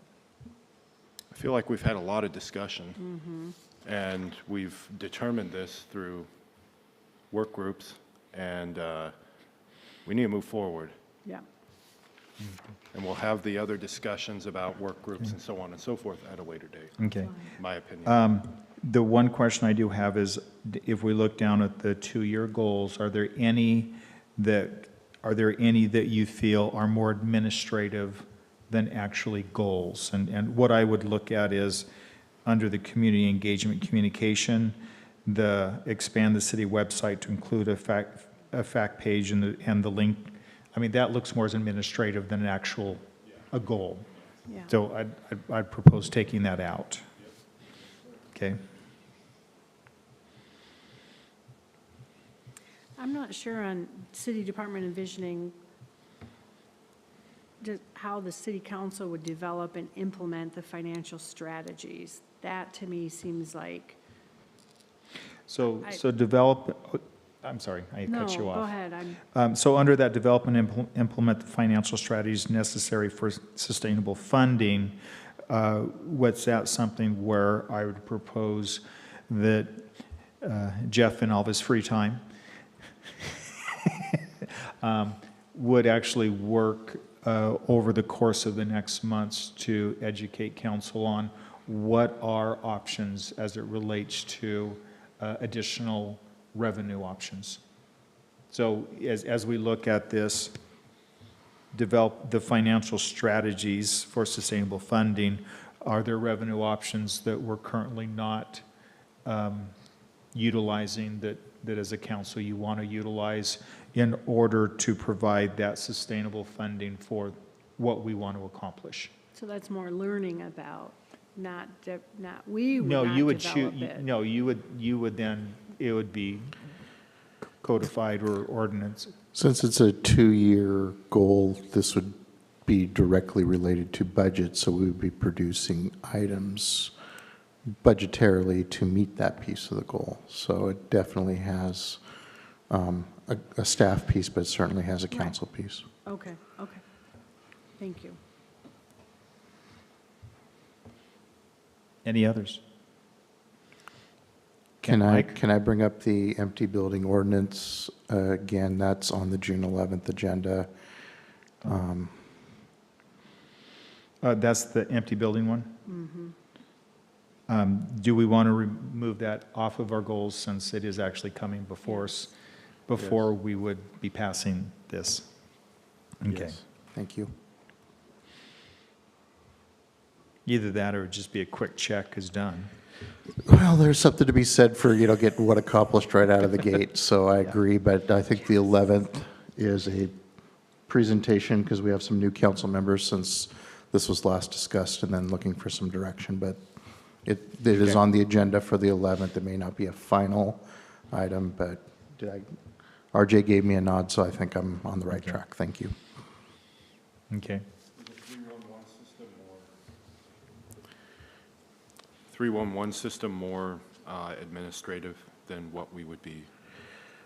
And on that one too, it's a funding item. It's in the CIP. And so it has a purpose of administrative on here as well as council action for the budget. Okay. Any other items? If not, what I hear, Councilmember Delera. Sorry. For the recreation sports complex, I guess I wonder if that's more of a capital project that should go under the CIP, if it's not already in there? rather It's than- currently not in the CIP, the sports complex. The sports complex is not, there's components related to field turf and those things, but not a sports complex. So, and understand, this is program areas to review. So what we're saying is we want to review this to see, is this something that we would like to see staff move forward on? So these are not saying we're not putting our endorsement on any of these right now. We're saying these are areas that we want to take the time to review them in order to see if this is a direction we also want to direct staff to move. Question about another one. Councilmember I'm sorry, Parks? were you done? I'm sorry, Carter. Okay. And again, I just don't understand the council's role in staff support as a goal. I need that. I think that'd be financial. Financial. But do we need, so you're talking about when something is brought to us, then we vote on it? Right, if, supporting wellness, for instance, so, Okay. Wellness, travel, yeah, But, COLAs, hiring, new bargaining. positions. okay. But isn't that inherent in the fact that it shouldn't necessarily be identified as staff support, but it's inherent in the fact that we have identified certain items as priorities, and when it comes to us that staff want to participate in whatever, that by virtue of the fact that we've established it as a priority, that supports Okay, that makes sense, right? thank you. So Yeah. is this, you're saying this is administrative because we've already given that direction, or? No, I agree with Pat. I get what it is now. It's prioritizing staff, staff requests. Okay, I'm fine with that, sorry. Councilmember Delira. Yeah, and I guess I'm trying to remind myself on what certain items on here are supposed to address, but could someone remind me what design standards were? Can someone explain to me what design standards were about? So this would be something that would come before us as a review, not that we're implementing design standards, but do we want to, as a part of the requirements for buildings being built, do we want certain design standards to be required? Sometimes you'll see the design standards in the downtown core or in certain areas. Or current buildings. And so it's not that we're endorsing any of these, but something that was expressed to be reviewed. And if that's not something that's on a majority of the council, it's better for us to take it off so that staff doesn't have to do the work to bring it forward. Well, and we had also talked about that might be more under the purview of the Downtown Pullman Association. Agreed. They may still bring it to us for approval, but it was my understanding that, I'm sorry. no, that was more under something that they may be taking up, and I can check on that, and I'm sorry I was out of town last week, so I didn't have a chance to. But so anyway, that. brought And we to can mind. strike things on the 11th Okay, if that's desired. I'll check into that, thank you.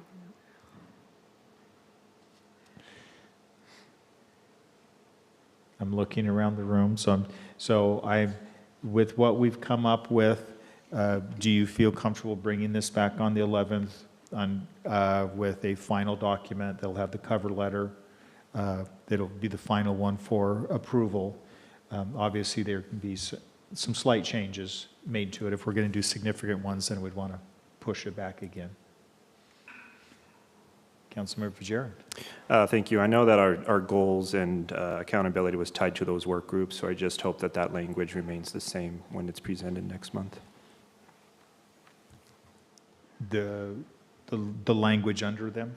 The language of accountability that you were included, we talked, this has been a long conversation, but we included, you said that when it was being presented, that there was going to be accountability language, whether it's using SMART goals or something, but that was specific to the work groups that were going to be created. But now we're going to be passing this without the work groups. I'm just hoping that what we see on the 11th will still have that accountability portion.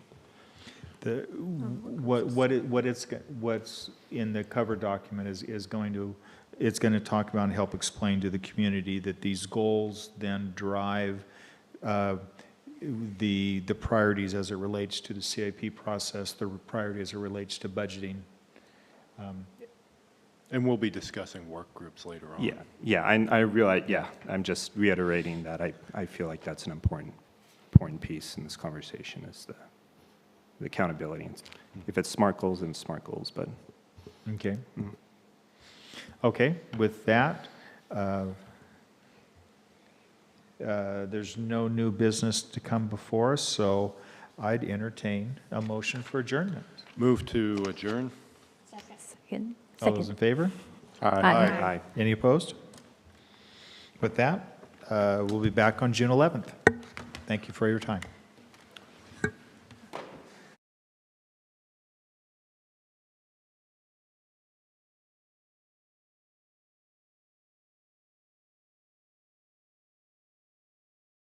And I have butterflies in my stomach because I'm too young of a councilman to do stuff like that. That's on public record.